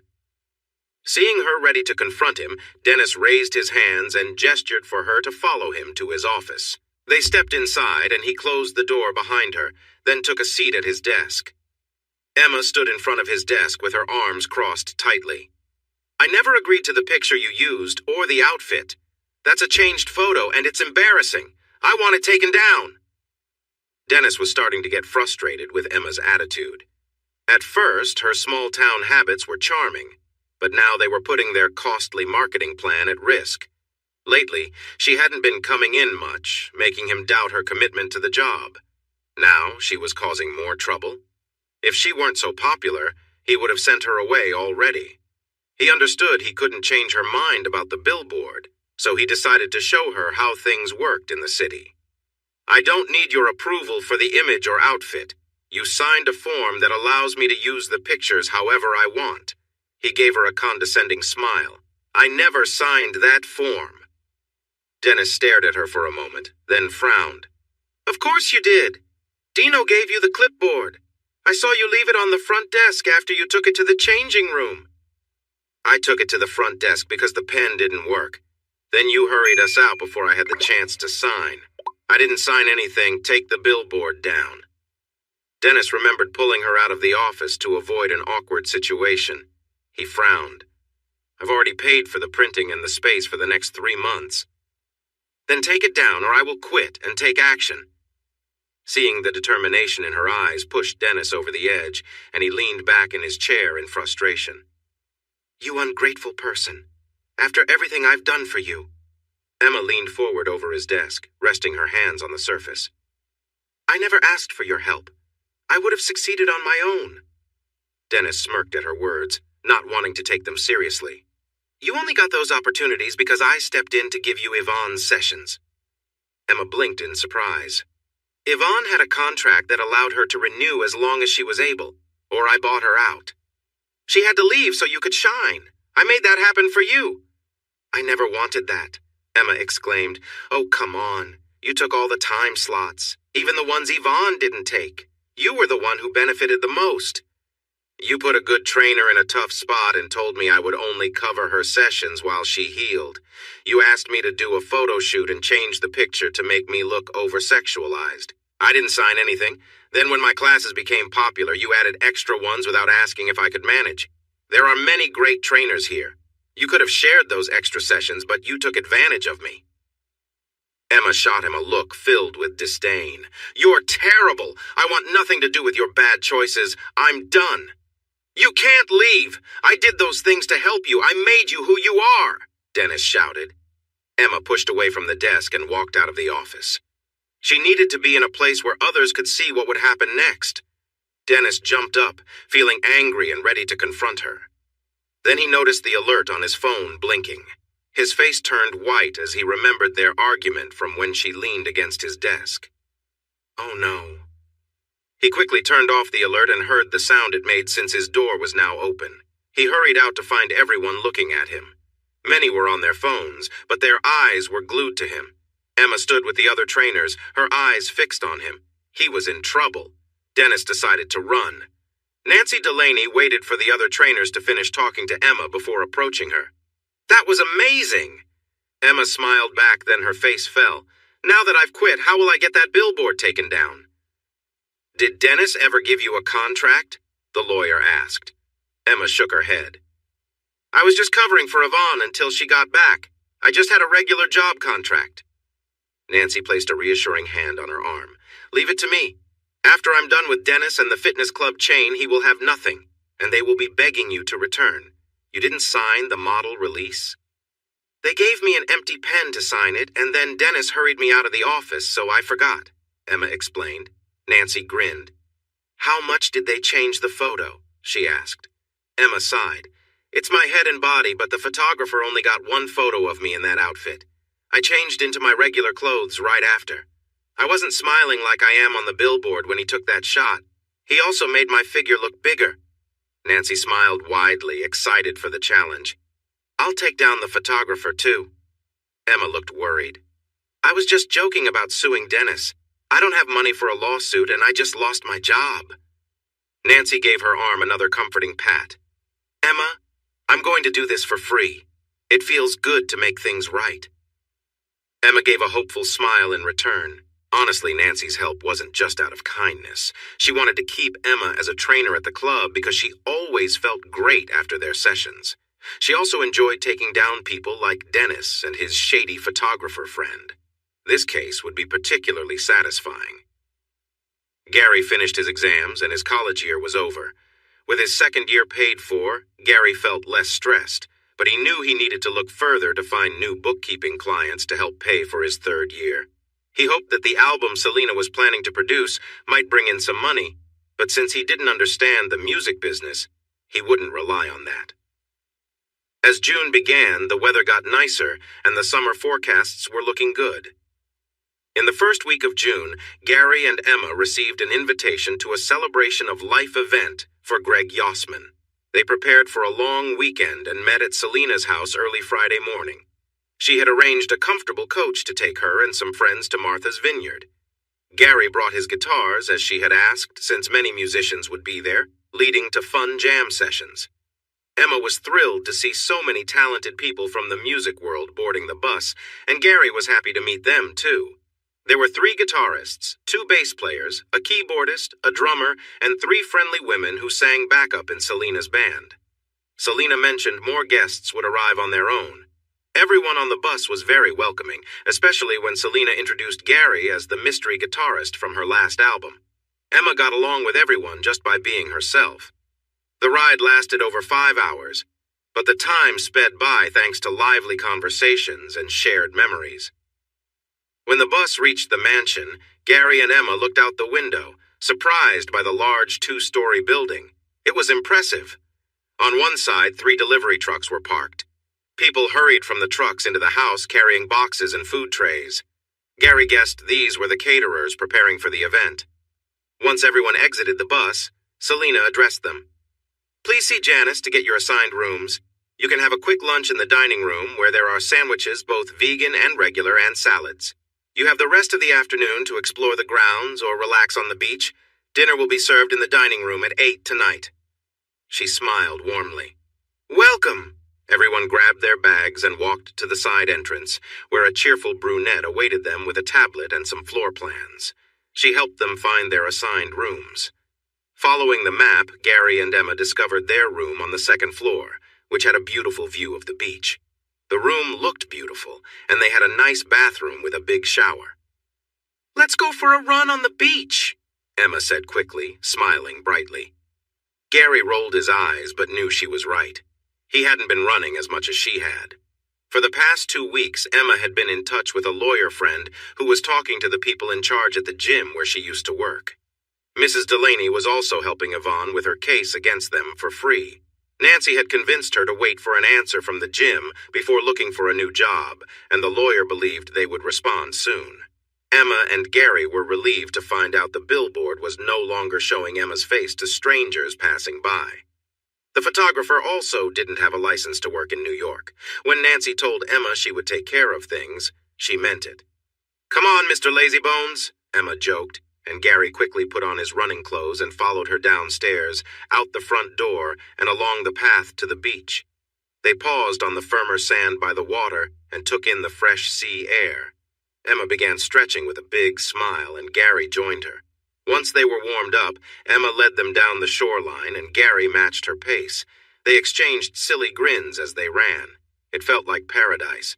Gary was very hungry by the time dinner arrived. Janice stood at the entrance, directing people to their tables. Everyone seemed to be enjoying themselves and shared a love for music, which kept the conversation flowing without any issues. Emma and Gary found themselves sitting next to Selena. Dinner was served buffet-style again, so they filled their plates with hot roast beef, steamed vegetables, and a side salad before returning to their table. Raven, Delia, and Letitia, Selena's backup singers, joined their group, and there was plenty of laughter during the meal. Emma was impressed by how well they could sing together. Years of practice had paid off. After dinner, everyone was invited to bring their instruments down to the lower level, where a spacious room with couches was set up in a circle. Anyone who wanted to join in could, and equipment would be provided for electric instruments. Gary took his acoustic guitar downstairs and noticed Emma talking to a group of musicians with long hair. "What's this?" Gary asked as he approached Emma, raising an eyebrow at the men. Emma saw he wasn't too worried, but she took his hand to reassure him. "Just chatting with one of the few single ladies here." "We didn't see a ring on her finger," said a guy with a bass guitar.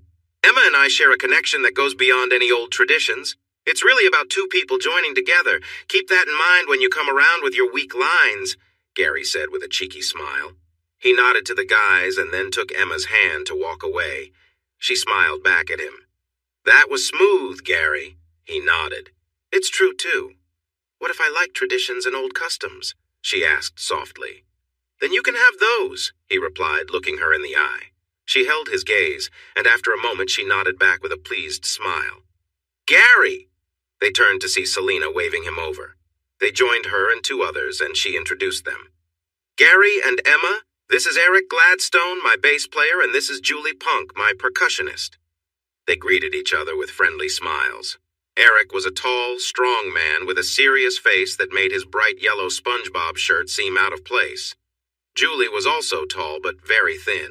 She had a fit look in her sleeveless shirt, ripped jeans, and sturdy boots.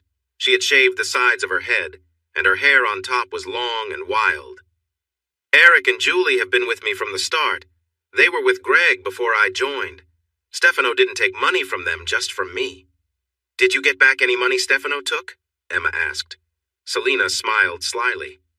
Yes, Stefano changed his mind when he got to Buenos Aires. He returned the money he had taken from me over the years. There was even more than I thought. My family there were happy about how generous he suddenly became. Gary smiled at her but chose not to ask what happened to Stefano afterwards. Instead, he placed a hand on Emma's back to steer the conversation. Do you have a cassette tape player? Selena thought for a moment. We don't really use cassettes anymore, but there might be one in the studio. Eric, do you know? He nodded. There should be an old one there. What have you got? He asked Gary. Opening his guitar case, Gary took out 3 cassettes he found in boxes under their bed. That's a nice old Gibson, Eric said, admiring the guitar. Gary smiled back. It came with the apartment we moved into. The cassettes did too, but I don't know what's on them. Julie looked puzzled. What kind of apartment comes with a guitar? He shrugged.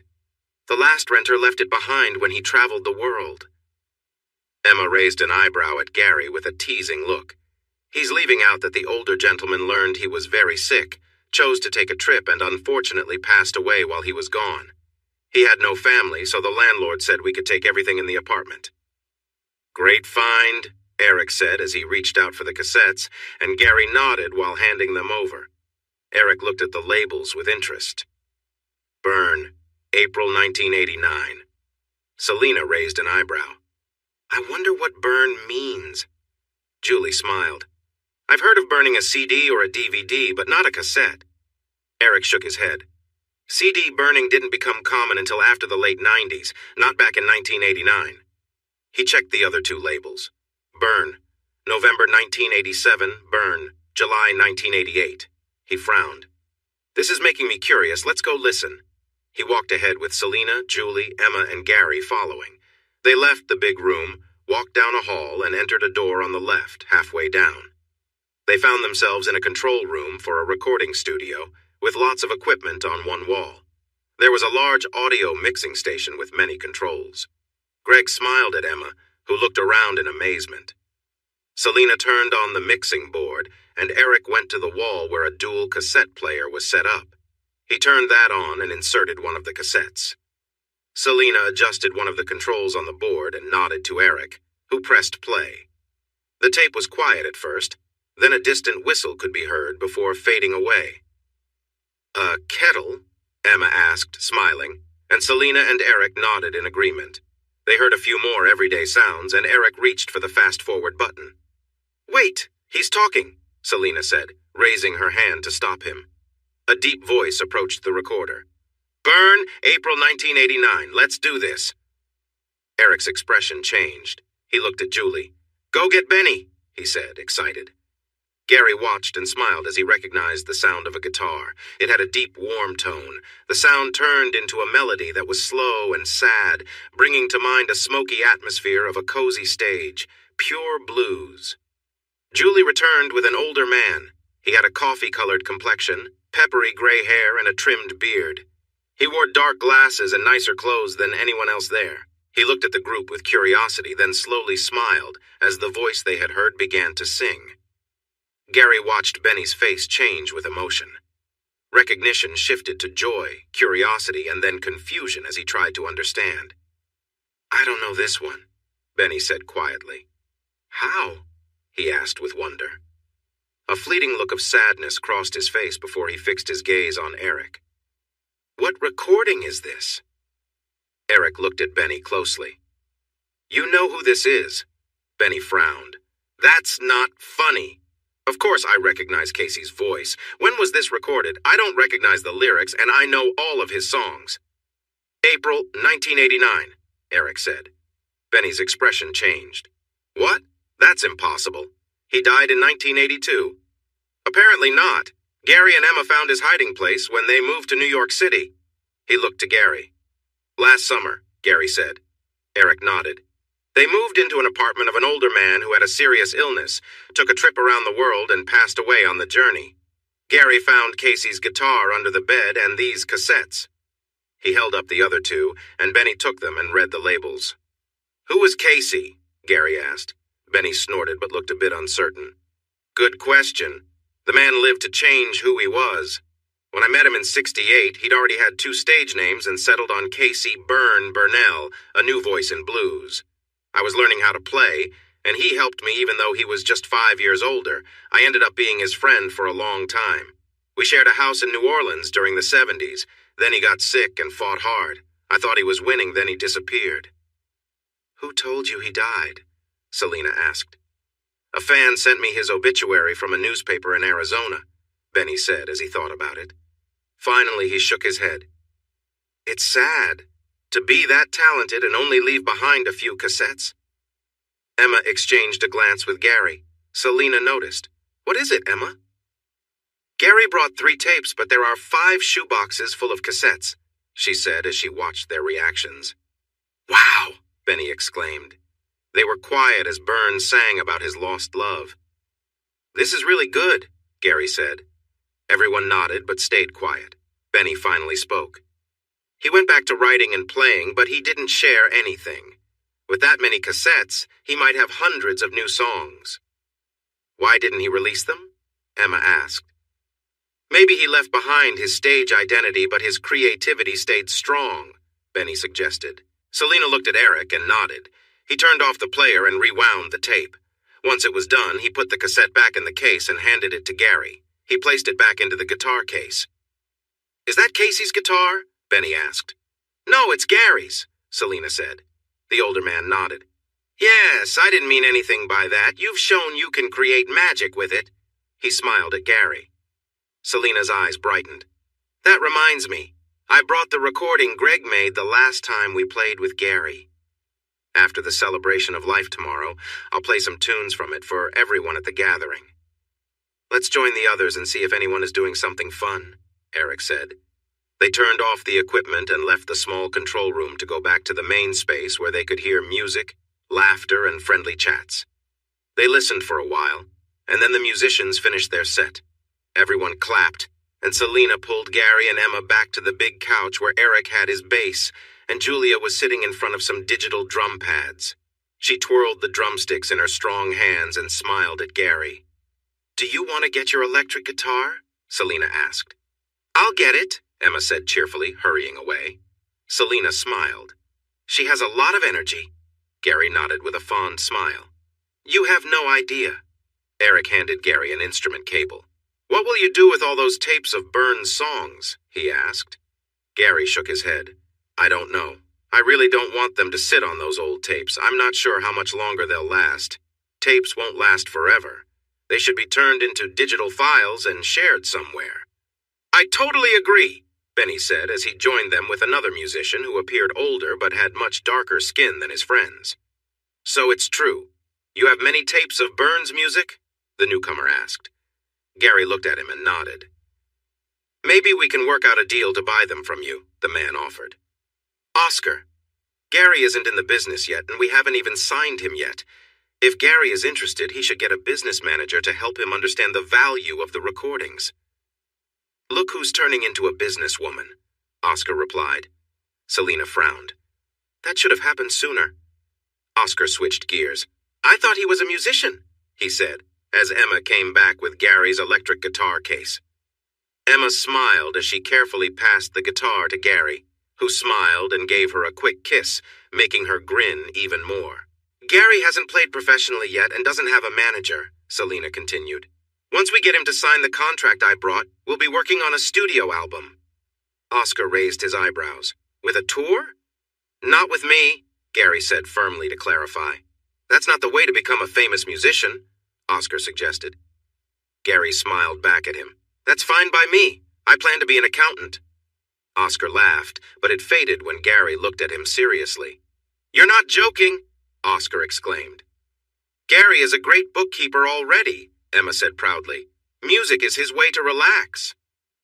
After giving her a gentle nudge with his shoulder and grinning, Gary took his new guitar out of the case, and the people around them widened their eyes. "Not a professional, and you have such a beautiful and pricey guitar?" Benny asked. Gary shrugged a bit shyly. "It was a gift, from a fan of my performance that night at Rocky's." "Rocky's?" Oscar asked. Selena smiled. "It was the small club in Gary's neighborhood where we first played together. My latest song?" The man's eyes brightened. Then he glanced at Gary. "That sounds like an amazing gift." "I think so too," he said honestly. "What should we play?" Julie asked. Gary smiled.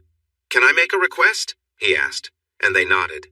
"Since I first played this on an electric guitar, I've wanted to do it with other instruments and vocals." "What song?" Selena asked with curiosity. "Sultans of Swing by Dire Straits," he replied, looking hopeful. Selena turned to Oscar. "Gary's on lead guitar, but we need another. Would you like to join us?" The man nodded with excitement.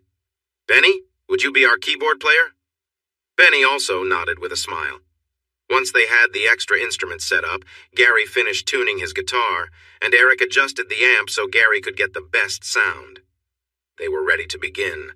The other guests gathered around to see how the new member would blend in. Holding her microphone, Selena looked at her percussionist. "Give us a beat, Julie." The music started, and Gary's happy smile showed that he was living a dream. She felt so joyful to be part of it. The next day was perfect for Greg's celebration of life. Saturday began with clear blue skies, and by noon, the horizon over the ocean was filled with fluffy white clouds that looked like big, soft castles floating by. Rows of chairs were placed on the lawn with a small podium. The gentle breeze from the ocean kept everyone cool as they took turns speaking about their memories of Greg. There was much laughter, a few playful comments, and some tears, but Greg had touched everyone's lives in a positive way. When the speeches finished, Selena played 3 of the songs she, Greg, and Gary had performed that night, ending with the new song. After the last notes faded, there was a buzz of excitement in the crowd. Selena returned to the podium to thank everyone for coming, then noticed the enthusiasm. Benny stood to face her. "Selena, we think that was some of Greg's best work. How many tracks did you record that night?" he asked. She smiled warmly at Gary. "We recorded 10 tracks, including the new song." "You have Greg's keyboard part in the recording?" Benny asked, and Selena nodded. Benny looked at the hopeful faces around him, then back to Selena. "This would make a wonderful tribute album. We'd all be eager to help with it." Selena blinked, surprised by the idea. She looked at the others and saw their encouraging smiles. A smile grew on her face as she felt a wave of emotion. "That would be amazing." "Let's go inside and see how we can make this happen," Benny suggested.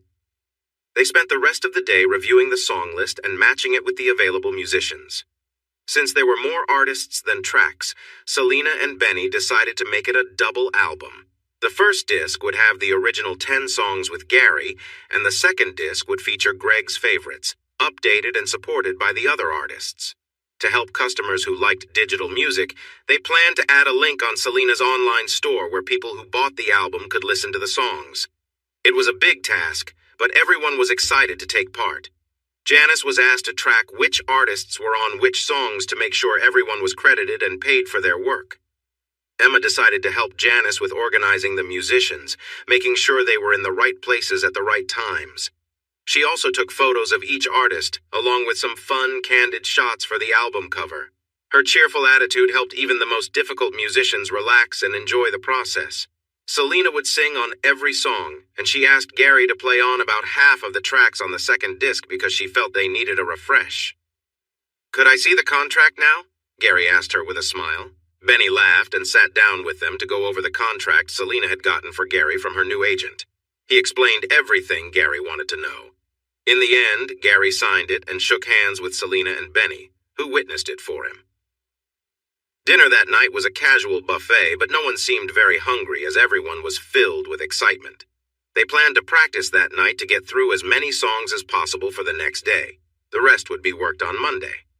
Janice prepared a schedule for which songs would be recorded in what order, depending on when the artists could be there. Some guests were leaving the next morning, so they needed to finish 2 of the tracks that night. Gary sat with Eric, Benny, and Oscar, who were still trying to make a deal for the cassettes. when Emma hurried over to Gary and gave him a quick kiss. "Mr. Truman, you need to head to the studio downstairs to record your first track, Glory Days."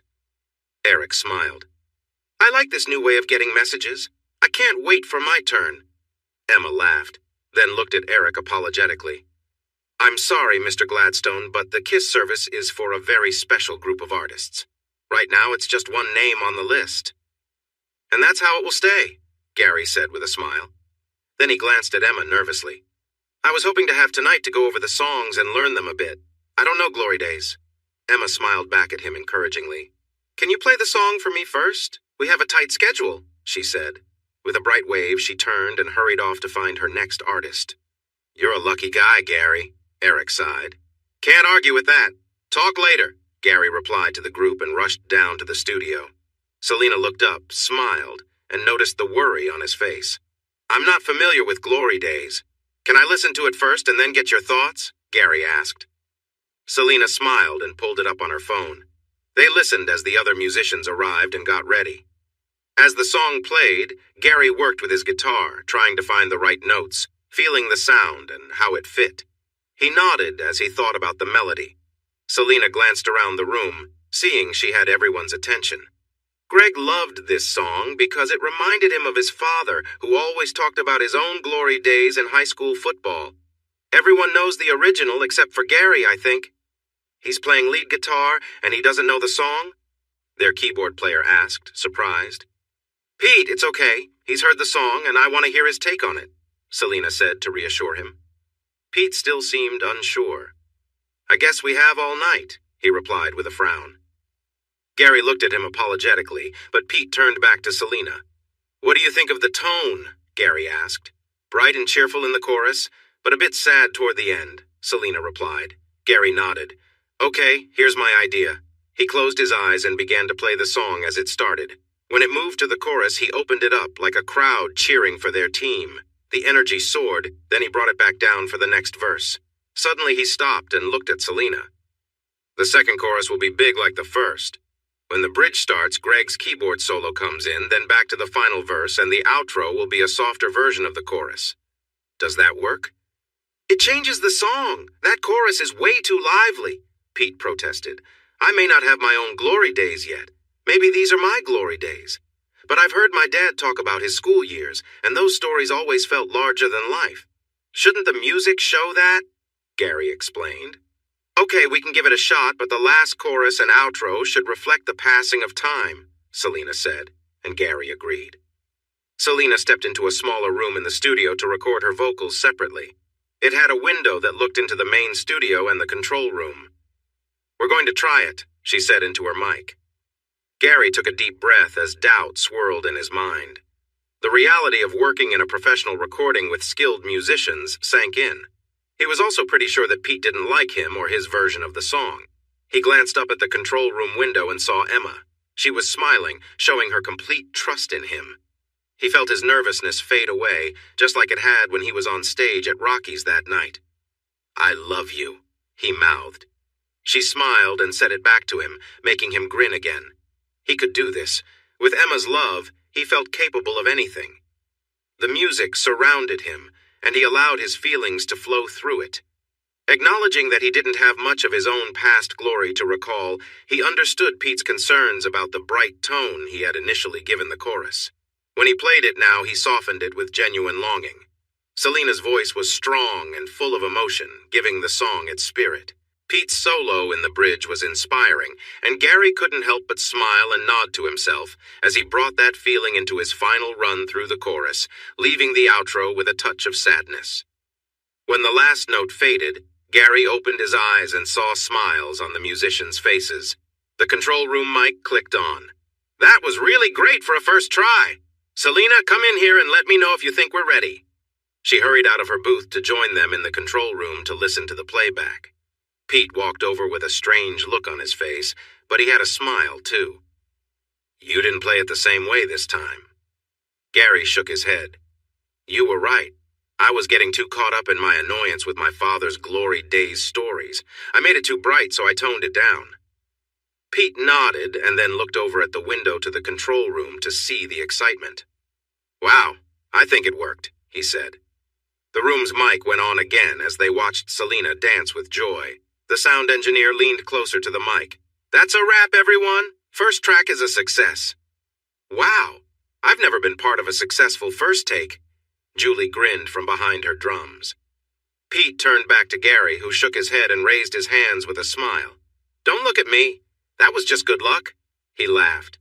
The keyboardist just smiled and nodded before heading out.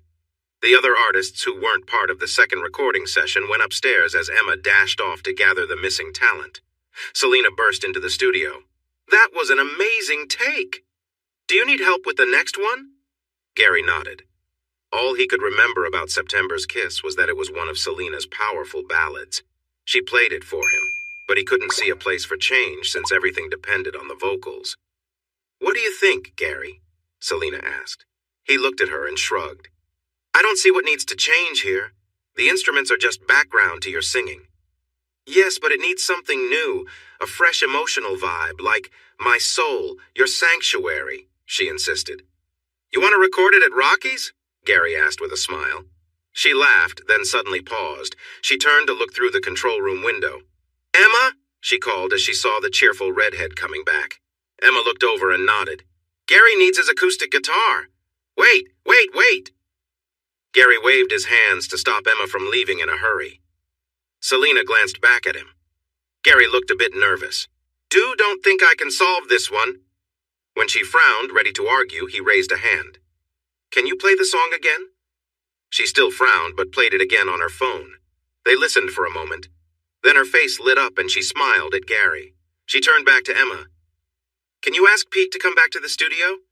Emma nodded and hurried away. Gary felt relieved. He thought the piano was a better fit too. Selena smiled at Gary.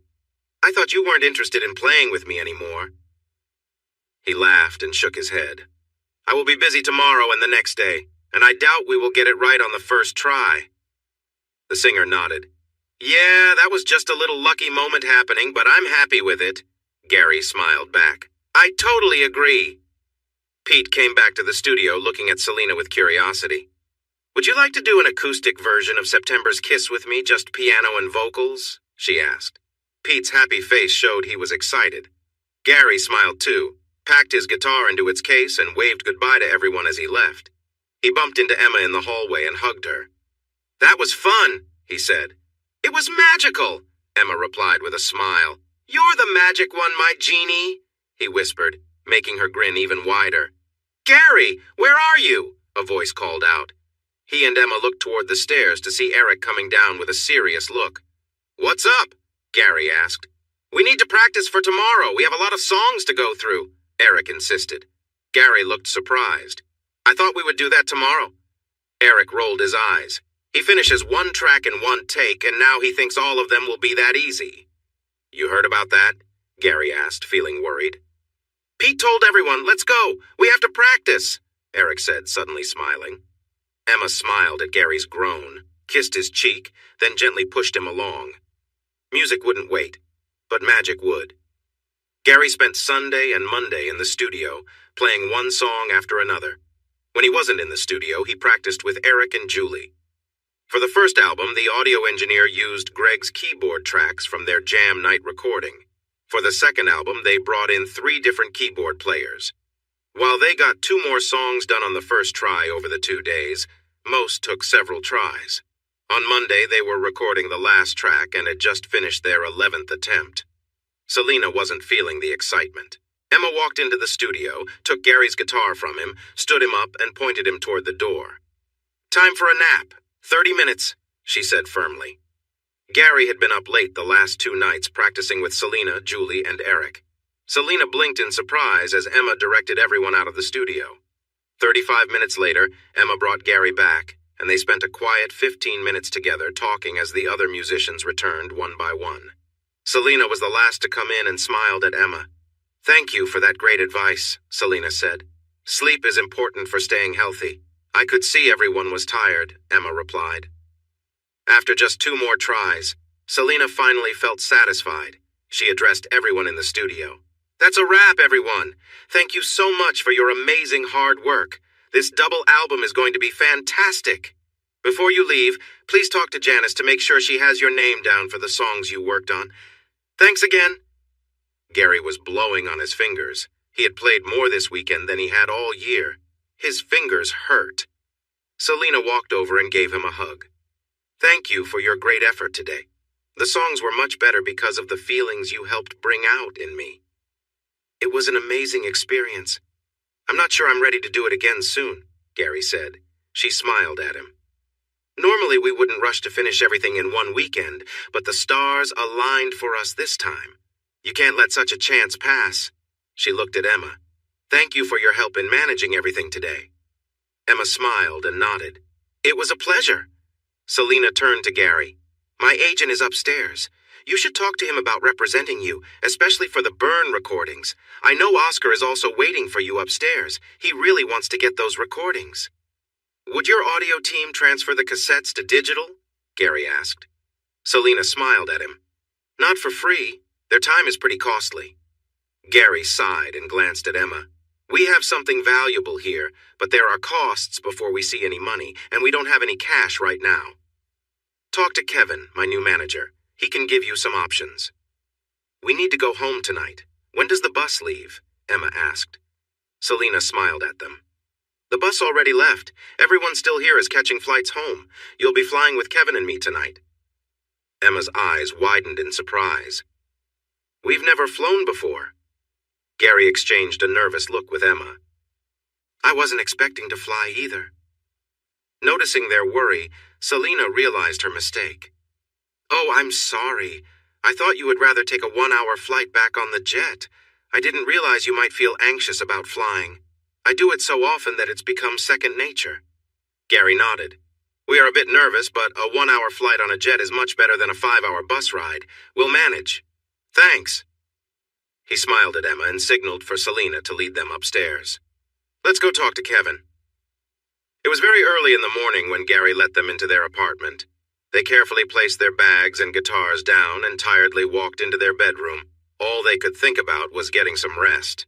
What they had thought would be a calm visit to Martha's Vineyard turned into a much bigger adventure than either of them had expected, and they were both worn out.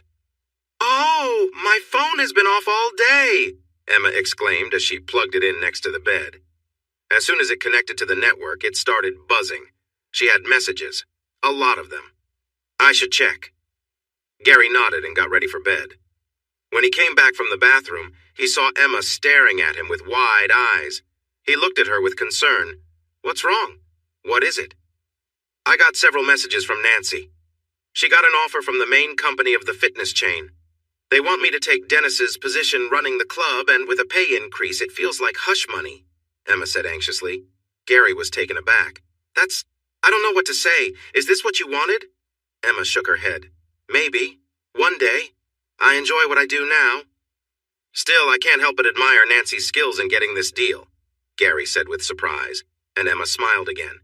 "Yes, she's impressive," Emma agreed. Then she looked back at her phone. "I need to talk to Yvonne before I decide anything. This all started with the trouble she had." Gary nodded and walked over to hold Emma close. "That's my Emma. Follow your heart. It will always lead you right." She sighed happily in his embrace, and then kissed him gently. Pulling back with a smile, she said, Minty." "I can't say the same," Gary joked, and she gave him a playful glare, swatting his arm before heading off to brush her teeth. Gary fell onto the bed and relaxed after his long weekend adventure. He remembered how Emma managed to get everyone where they needed to be, and no one complained. That was quite an achievement with all those different personalities involved. Her smiling face filled his thoughts as sleep began to take over. When Emma returned, she smiled at the sight of Gary sleeping peacefully. She turned off the light and snuggled beside him, delighted to hear his happy sigh. This was her happy place. The next morning, Emma stood at the foot of Yvonne's bed after their weekend trip. The woman leaned back on her pillows, watching Emma with a calm look in her eyes, free from any resentment. Emma felt relieved about everything. "I know Dennis tried to make a deal, but it didn't work out. He's going to face consequences for the hit and run. Several people in the club are ready to share what they heard him confess over the loudspeaker," Emma said. Yvonne smiled. Yes, thank you for letting me know. Emma smiled back and nodded. The club made an offer to my lawyer. It's very generous. It seems like they are trying to cover things up, Emma said. Yvonne understood. Yes, they reached out to me too. They offered to pay all my medical bills. Would you? Would you consider coming back to the club as its manager? They offered me the position, but I'm not interested in running a business right now. Yvonne looked surprised and then thoughtful before nodding slowly. I might be open to that if you'd stay at the club and help me with my recovery. I've heard you have a lot of energy and can be really motivating. Emma felt a big smile spread across her face. She knew she wasn't to blame for Yvonne's problems, but the fact that Dennis caused them to hurt her friend made her uneasy. Helping Yvonne recover felt like the right way to ease that discomfort. Yvonne would regain her strength and have a fulfilling life. Emma was determined to help. As summer rolled on, good luck shined on Gary and Emma just as brightly as the sun did. Gary's new manager, Kevin, worked out a deal with Benny and Oscar, who bought Gary's full collection of Casey Burnell tapes. The upfront payment was enough to cover Gary's remaining college expenses and allowed him to send a significant amount back to his mother's, surpassing what they had given him for his first year of tuition. That felt amazing. Kevin assured him that his deal included a share of all future releases of the collection. It was just 5%, but it felt like extra money to him. Emma continued to excel at the club, and her classes became very popular. Other trainers tried to follow her example, and the club's atmosphere improved for everyone. Yvonne was managing the club from a distance as she focused on getting better. Emma assisted her daily, keeping her updated on everything that was happening and helping her with the exercises set by her therapist. Yvonne introduced new policies that made the club friendlier, less aggressive sales, better teamwork among trainers, and improved pay, all contributing to a healthier environment. They also partnered with nutrition brands to help clients adopt healthier diets. Emma was thrilled with this progress. In the middle of summer, the heat in New York City was something neither of them had ever felt before. It was hard to stay in their apartment without air conditioning during the hot days, so Gary and Emma found shady spots in nearby parks to relax. Gary often brought his acoustic guitar, and whenever he played, small groups of people would gather to listen. His nerves were getting better, but he knew he would never feel ready to perform for huge crowds. With less pressure to find new bookkeeping clients to support his courses, Gary spent more time hanging out with Emma as his current customers learned to manage on their own. They kept in touch with Selena, who mentioned that she wished she could play music in the park for passers-by like Gary did. Her popularity made that difficult. Gary found it funny when she shared how Greg packed Rockies with their fans after her performance there. The work on the double album was continuing, and Selena updated Gary and Emma on the progress. She said that Emma's photos and videos added a special touch to the project, making fans feel like they were part of the experience with all the talented artists involved. Customers who bought the album digitally on Selena's website got to enjoy all the images and videos from that weekend. Those who bought physical CDs only saw a few photos included in the booklet. There was also a special quick response code in the booklet that led to the website for more images and videos, though it didn't allow them to stream the music. Selena expressed her gratitude to Emma for capturing some truly special moments of teamwork. When fall came, Gary returned to college for his second year. Brock was no longer in the accounting program, but he dropped by sometimes to chat and joke with Gary. His new boyfriend occasionally joined them and thought Gary was fun. Lee came back and immediately dared Gary to try to beat her grades in their second year, since they were studying subjects she felt very confident about. Jasmine suggested that Lee could get some funny rewards from Gary if she succeeded. The lively and playful girl was back to give Gary a hard time again. A new student joined their study group because the others had left after struggling in their first year. Yuri Lebedev was a recent immigrant with good marks, but he still found the language challenging. Gary really enjoyed his Russian accent. The second-year course was a bit tougher, but Gary was doing great, much to Lee's annoyance. Today, they had a quiz in their last class, so the study group stayed in the cafeteria to go over the material. However, one member was late and didn't show up until an hour later. Gary felt a gentle hug from behind. "You can't just take my notes, Jasmine. You need to figure out the equations by yourself or you won't learn them," he said lightly. Pouting, Jasmine sat down on the bench next to him and rested her head on his shoulder. Yuri, sitting across from them, looked surprised at Jasmine's closeness. It seemed he hadn't spent much time with girls. Gary smiled down at Jasmine's bright eyes. "Why are you looking at my boyfriend?" said a voice behind them. Jasmine sat up and turned to see Emma smiling. "It's no use. Gary is hard to sway and is disappointingly loyal to you," she said jokingly. "Of course I am. I've loved Emma for a long time, even when I didn't realize it," he replied sincerely. Emma leaned in for a kiss, and Jasmine rolled her eyes at their sweet moment. She stood up, waved her hands in a playful manner, and walked away. The couple didn't notice her thoughtful look as she left. After finishing their kiss, Emma smiled at Gary. "Ready to go?" Gary blinked at her, unsure. Emma sighed dramatically at his forgetfulness, then he grinned. "I was just joking. I'm ready." He packed up his books, put on his jacket, said his goodbyes, and they left together. They quickly stopped at home to drop off his books and change into nicer clothes. They were going out for a fun night. They made their way to Uptown Manhattan and a fancy nightclub to meet Selena for the release party of the new tribute album. Many of the artists from the album were there, along with some important people in the music industry and select press members. When they arrived, Selena welcomed them with enthusiasm and confidence. "It's not too late for you to join the tour," she said quietly to Gary and Emma while holding them close. Gary knew she felt let down, but he had been clear about his decision. He also knew she had hired a new lead guitarist for the band, and he was involved in choosing her. The new musician was young, talented, and passionate about music. "Michaela is really good. You'll have a great time on the tour," Gary encouraged. Selena looked at him for a moment and then nodded. "It will be fantastic," she said with certainty. Then she took Gary's hand again.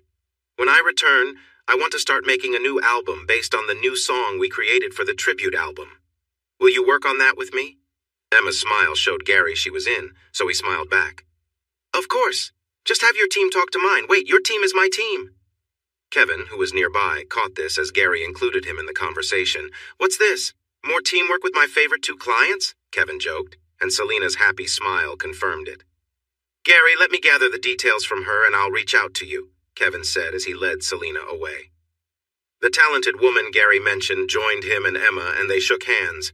"Great to see you again, Gary, Emma," Michaela said in her lovely Irish accent. She had big, bright red hair and rosy cheeks. Her lively green eyes sparkled with joy being around her favorite stars. "Good to see you too," Gary replied. "I can't believe I'm going on a tour with Selena. I'm so excited," Michaela exclaimed. "Better you up on stage than me," Gary said with a slight shiver. The guitarist looked at him with concern. "Still dealing with stage fright?" Gary shrugged. "Luckily, accountants don't perform before a crowd," he said with a grin. Michaela laughed and exchanged a smile with Emma. "I loved the pictures and videos you took of all the musicians." Emma beamed with pride. They moved deeper into the party, greeting the artists they had worked with and introducing Michaela to them. Benny and Oscar welcomed Gary and Emma with enthusiasm. The conversion of cassettes to digital format was almost done. They were excited about releasing the first album next year and talked about releasing it on vinyl first for more chances to earn royalties. Dinner was served, and people found tables to sit together. Michaela stuck close to Gary and Emma all evening. Several musicians Gary collaborated with on the album stopped by to say hello. Some even asked if Gary would be open to jamming with them sometime. Gary was taken aback, but Emma was thrilled and noted the dates for their meetups. As the evening came to a close, Gary and Emma settled onto a sofa with Michaela, Gary between the two redheads. Across from them sat Selena, Eric, and Julie. Benny and Oscar rounded out their group. Michaela seemed to be trying to work up the courage to ask Gary something, and he sensed it had been on her mind all night. Finally, he looked into her bright green eyes. "Would you like to ask me something?" She giggled, clearly caught, and nodded. "I'd like to know what inspires you to reach deep emotions in your music," she said. Gary saw Selena's eyes light up as Michaela leaned in to hear his answer. Gary smiled and nodded gently. "That's an easy one. It has changed in small ways over the years as we grew up, but now I see how important it really is." He noticed everyone was listening closely. "I picture a distant farmhouse at dawn on a warm, sunny morning. A dirt path leads away from me toward the house. Coming down the path is a creature so beautiful and graceful. All I can do is open my heart to her, hoping I'm deserving of her love and wishing she will always be with me." Emma looked at Gary with tears in her eyes, remembering their last day in high school. He was late, and she ran to meet him. Her love for him felt so strong that she pulled him into a tight hug and kissed him. Selena smiled widely at the scene of the couple's affection for each other. Once Emma steadied her emotions, she gave a bright but shy smile to the others. "I'll say it again, Gary, you're one lucky guy," Eric said with a grin. Gary nodded, unable to speak because of the lump in his throat. Julie sighed, looking a bit dreamy. "Do you think a loud drummer like me will ever find true love?" Selena smiled back and nodded. "I thought I had that with Greg, but he lost his way, caught up in jealousy and guilt. But seeing Gary and Emma, I can't help but believe in love, and the chance for love still exists for me," Selena said with a gentle smile. Gary and Emma nodded back, and her smile became brighter. She raised her glass, and everyone at the table joined in for a toast. Selena beamed at her friends. "Here's to a future filled with successful ventures, laughter in our days, comfort in our nights, deeper friendships, and most of all, love to fill our hearts." Gary couldn't think of anything to add, and saw the love Emma had for him reflected in her eyes. With her love, he felt he could do anything. Hey everyone! Thanks for watching. Don't forget to subscribe and turn on notifications so you won't miss any of the exciting stories we have coming up. What do you think about the characters in this story? Let us know in the comments. We'd love to hear from you.